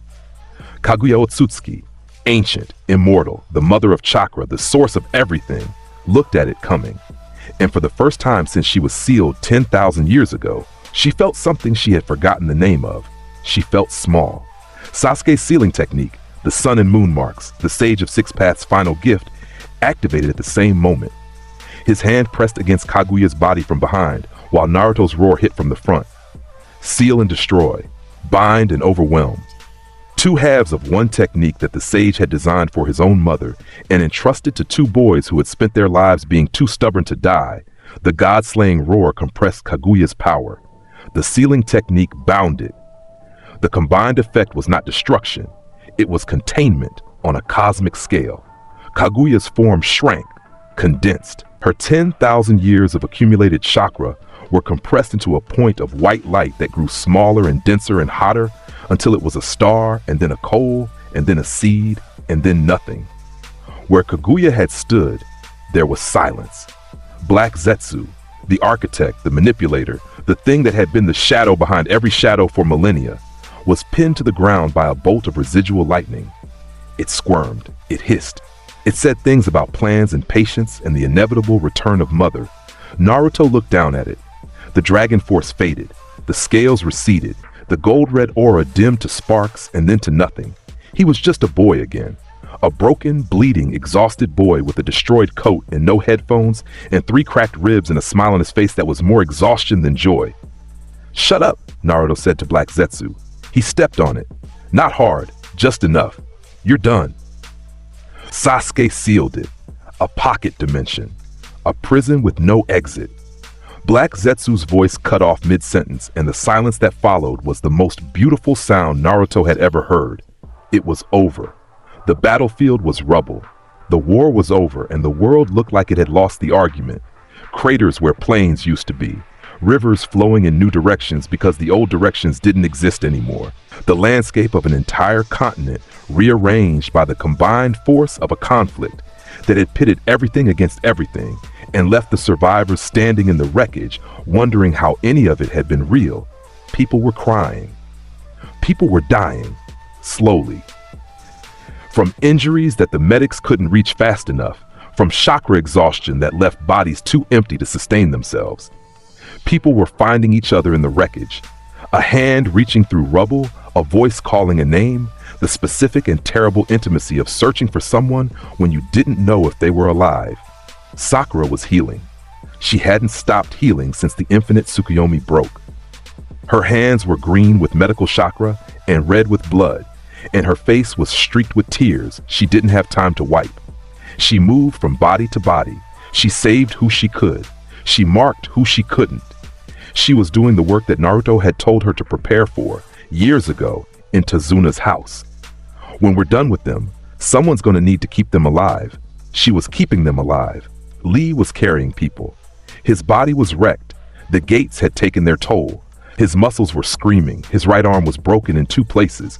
But he was carrying people on his back to the medical tents because that was what Rock Lee did. He carried people when they couldn't carry themselves. He had learned that from a boy in a fur coat who would deny teaching him anything. Kakashi sat on a rock and breathed. Just breathed. His Sharingan was gone. Obito's gift, used and spent. His left eye was his own again. Dark, human, tired. He looked at the sky, which was clearing. The storm clouds dispersing now that their creator had stopped generating them. And he thought about Obito and the fourth, and everyone he'd lost, and everyone he'd gotten back, and the persistent, insufferable miracle that was being alive at the end of the world. Shikamaru was already organizing the logistics of aftermath, because of course he was. Someone had to make sure the crying happened in an orderly fashion. Naruto stood in the center of it all. His coat was destroyed, not damaged, not torn, destroyed. The black leather was shredded. The white fur collar was gray with ash and blood. What remained was technically a garment in the same way that a flag after a hurricane was technically a flag. It had the shape and the memory of what it had been, but the substance was gone. He didn't take it off. His headphones were gone. Lost somewhere between the 5th dimension and the infinite Tsukuyomi. He'd never find them. He'd buy new ones. He always bought new ones. He stood in the rubble. No armor, no coat really, no headphones, no dragon force, no sage mode, no Nine-Tails cloak. Just a boy made of lightning in the ruins of a finished war, and the lightning wasn't even crackling. It was resting. For the first time in 17 years, the storm inside him was quiet. Not gone, not dead, just quiet. The way a storm was quiet after it done everything it came to do. Sasuke walked up to him. He came from the east, from the direction of the sealed dimensional crack, where he'd been making sure the seal held. He walked slowly. His Manikyo was deactivated. His regular eyes, black, exhausted, impossibly young for someone who had done what he'd done, were fixed on Naruto. He stopped beside him, stood there, said nothing for a long time. The battlefield made its own sounds around them. Medics calling names, survivors finding each other, the creak of settling rubble, the distant, incongruous song of a bird that had apparently decided the apocalypse was over and it was time to be a bird again. "You're still wearing that coat," Sasuke said. "Even though it's in pieces, it's a vibe," Naruto said. Sasuke looked at him. "It's rags. Vibe." Sasuke's mouth did the thing it had done at the Valley of the End the first time when they were 13 and the world was smaller and everything was simpler and harder at the same time. The corner twitched, just barely, just enough. You ate a goddess, Sasuke said. I roared at a goddess. There's a difference. You turned white, like actual white, like lightning white.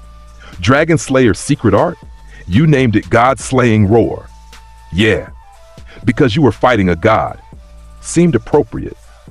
Sasuke shook his head. His hair was a disaster. His clothes were worse than Naruto's. He had a cut across his forehead that was going to scar. He looked like a man who had been through a war because he had been through a war. You're the most ridiculous person alive, Sasuke said. Top 2, Naruto said. The moment between them was long and wordless and contained everything. Every fight, every loss, the valley of the end, both times, the mountain in the snow, the war. Every time one of them had dragged the other back from the edge, by force or by words or by the sheer gravitational pull of caring about someone too much to let them self-destruct. Neither of them named it, neither of them needed to. Some things existed in the space between words, and trying to name them would only make them smaller. I'm going back to Konoha, Sasuke said. I know. They might still try to execute me. They won't. You can't just, I can. I did. Sasuke looked at him. Naruto looked gold sparks, the first one since the battle ended, tiny, almost invisible, drifted across his knuckles. You're insufferable, Sasuke said. You keep using that word. Because it keeps being true. They stood in the rubble. 2 boys, 2 men. 2 sides of a coin that the universe had been flipping since before either of them was born. And then they walked. The others found them on the road back. Not the quick road. Not the lightning body road. The walking road. The one where your feet hurt and your legs ache, and every step is a reminder that the body you're in is real, and the ground beneath it is real, and the fact that you're still moving is not guaranteed. Sakura appeared first. She ran toward them, stopped, looked at them, and started crying. Happy tears, furious tears, the tears of someone who had spent the entire war terrified that one or both of them wouldn't come back and was now processing the fact that they had. You idiots, she said. Medical report, Naruto said. How many saved? I'm not giving you a report right now. You absolute. How many? Sakura wiped her eyes, straightened. The medic emerged from the crying girl. 416 confirmed saves. 92 critical stabilized. I lost 11. You saved 416 people. I lost 11. Sakura. Naruto's voice was different. Not the Laxus voice, not the dragon voice. The voice underneath, the one that was quiet and real and impossibly rare. 416. She looked at him, at the ruins of his coat and the blood on his face and the faintest, smallest, barely there softness in his eyes that he would deny to his dying day. Thank you, she said. Don't mention it. Literally, to anyone, ever. Lee arrived next, carrying 2 injured Chunin on his shoulders despite his own broken arm. His face was a wreck of tears and joy and the uncontainable fires of youth. Naruto-kun, Sasuke-kun, you have Lee. We know, volume. The flames of victory burned brightly within. Lee, sorry. He fell into step beside them, still carrying the Chunin, still crying. Kakashi appeared from nowhere, standing on the road ahead of them, hands in his pockets, his single visible eye doing the crinkle smile thing that had been his emotional range for 20 years. Yo, he said. Yo, Naruto replied. They looked at each other, teacher and student. The man who had seen a 12-year-old in a fur coat and thought this kid is not a genin, and the man that kid had become. Good work, Kakashi said. 2 words. From Kakashi, who measured praise in drops rather than cups, 2 words was a standing ovation. You too, Naruto said. For a guy who's late to everything. I was on time for the important parts. They walked together, all of them. Team 7, the complete version, the real version. The version that included everyone who had ever mattered. Naruto in the center, Sasuke on his left, Sakura on his right, Kakashi behind them. Lee slightly to the side, still carrying people, because Lee other people joined. Shikamaru, hands in his pockets, looking at the group and muttering, troublesome, with an expression that was so full of relief it overflowed from his eyes. Neji, arm in a sling, walking with the measured steps of a man who had fought fate and won. Hinata, quiet, strong, her Byakugan deactivated, seeing Naruto with her real eyes and knowing, with perfect clarity, that the person she'd watched from across classrooms and battlefields was exactly who she'd always believed he was. Gaara appeared beside Naruto without a word. The two Jinchuriki walked in parallel. The sand and the lightning. The Kazekage and the future Hokage. They didn't speak. They didn't need to. Some things were understood between people who had carried monsters in their guts and come out the other side human. The road to Konoha was long. They walked all of it. Nobody suggested a faster method. Nobody offered to carry Naruto, even though his ribs were cracked and his leg was fractured, and he was running on pure Dragon Slayer stubbornness rather than any actual physical reserve. He walked. He walked because walking was real. Because after everything, after gods and dimensions and techniques that could crack the sky, the simplest thing, the most human thing, was putting one foot in front of the other on a dirt road that led home. Konoha appeared on the horizon, damaged but standing, the walls cracked but upright, the gates open, the rooftops catching the afternoon sun in a way that made the whole village glow. People were at the gates, civilians, ninja, children. The entire population of a village that had been invaded and broken and rebuilt and invaded again, standing at the gates of their home, waiting for their people to come back. Naruto walked through the gates. The crowd parted, not in fear, not anymore, in something else, something that had been building since the Pain invasion, since the D-rank missions, since the boy in the fur coat who had pulled weeds with contempt and perfect efficiency, since the morning he'd walked back from Amagakure and the clapping had started. This time, they didn't clap. It was too big for clapping. They bowed, one person, then another. Then a wave, spreading from the gate to the street, to the rooftops, to the monument. An entire village lowering their heads to a boy who had spent his childhood being hated by them and had spent his adulthood saving them anyway. Naruto stopped, in the middle of the street, in the middle of the wave, his destroyed coat, his missing headphones, his cracked ribs and his fractured leg and his blood-streaked face. He looked at them, all of them, the people who had crossed the street, the shopkeepers who had overcharged him, the parents who had told their children to stay away, the village that had been his first wound and his last mission and everything in between. He didn't bow back. He didn't smile. He didn't give a speech about peace or bonds or the will of fire or any of the grand concepts that Hokage were supposed to embody. He looked at Konoha, his guild, his people, his home that he'd built out of stubbornness and refusal and the inability to let go of anything he decided was his. Someone in the crowd, a little girl, couldn't have been more than 6, with big eyes and a stuffed animal clutched to her chest, called out in a voice too loud for her body. "Are you the lightning dragon?" The street was quiet. 30,000 people held their breath. Naruto looked at her, at this tiny person who had been born into a village that was always in danger and always being saved, and had decided, with the perfect clarity of a 6-year-old, that the man standing in front of her was worth asking about. "Yeah," Naruto said, "I am. Are you going to protect us?" He looked at her, then at the village, then at the sky, which was clear now, the storm clouds gone, the sun doing what the sun did, shining on everything equally, without judgment, without memory, without caring what had happened yesterday as long as something was alive to receive the light today.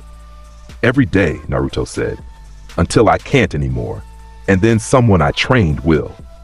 It was a small thing, a small moment. A boy in a ruined coat talking to a girl with a stuffed animal. It landed heavier than any speech. The crowd exhaled. The village breathed. And somewhere in the sound of that breath, in the collective release of a community that had survived the apocalypse and found the person they trusted standing at its center, something shifted. Not with lightning, not with drama, with the quiet tectonic permanence of a change that would never change back. Naruto Uzumaki would be Hokage, not because he announced it, not because he fought for it, because the village looked at him and saw what he had always been. The person who would stand between them and anything, forever, and never once asked for thanks. He started walking again, toward the hospital, because his ribs were cracked and his leg was fractured, and even dragons needed doctors. Sakura fell into step beside him. Sasuke fell into step on the other side. Lee was still carrying people. Kakashi was reading his book. And behind them, in the sky above Konoha, a single bolt of gold lightning flickered across the clear blue. Not from a cloud, not from a storm, just from the ambient charge of a boy whose body generated electricity the way a heart generated blood. It was beautiful. And it was brief. And then it was gone, and the sky was just the sky, and the village was just the village, and the boy was just a boy walking home with his guild around him, and a promise in his chest that he would keep until there was nothing left of him to keep it with. The Hokage monument watched him go. 4 faces in stone, a space where a 5th would be carved. He didn't look up at it. He didn't need to. He knew it was there. He knew it was waiting. He knew that someday, not today, not tomorrow, but someday soon, they would carve his face into that mountain, and the village would look up at it and see the boy who had been hated and had chosen, with every ounce of power in his impossible body, to love them back. Not softly, not gently, not in any way that made it easy or comfortable or sweet, but completely, stubbornly. With lightning in his veins and a fur coat on his shoulders, and the soul of a dragon who had learned across 2 lifetimes in one very long war that the strongest thing in any world was not the fist or the bolt or the roar, it was the walk home. Naruto Uzumaki kept walking, and the lightning dragon went home. The war is over. The dragon went home, and somewhere out there, every villain who ever doubted him is still processing what happened to them. Like and subscribe, because the next story hits just as hard. Don't miss it.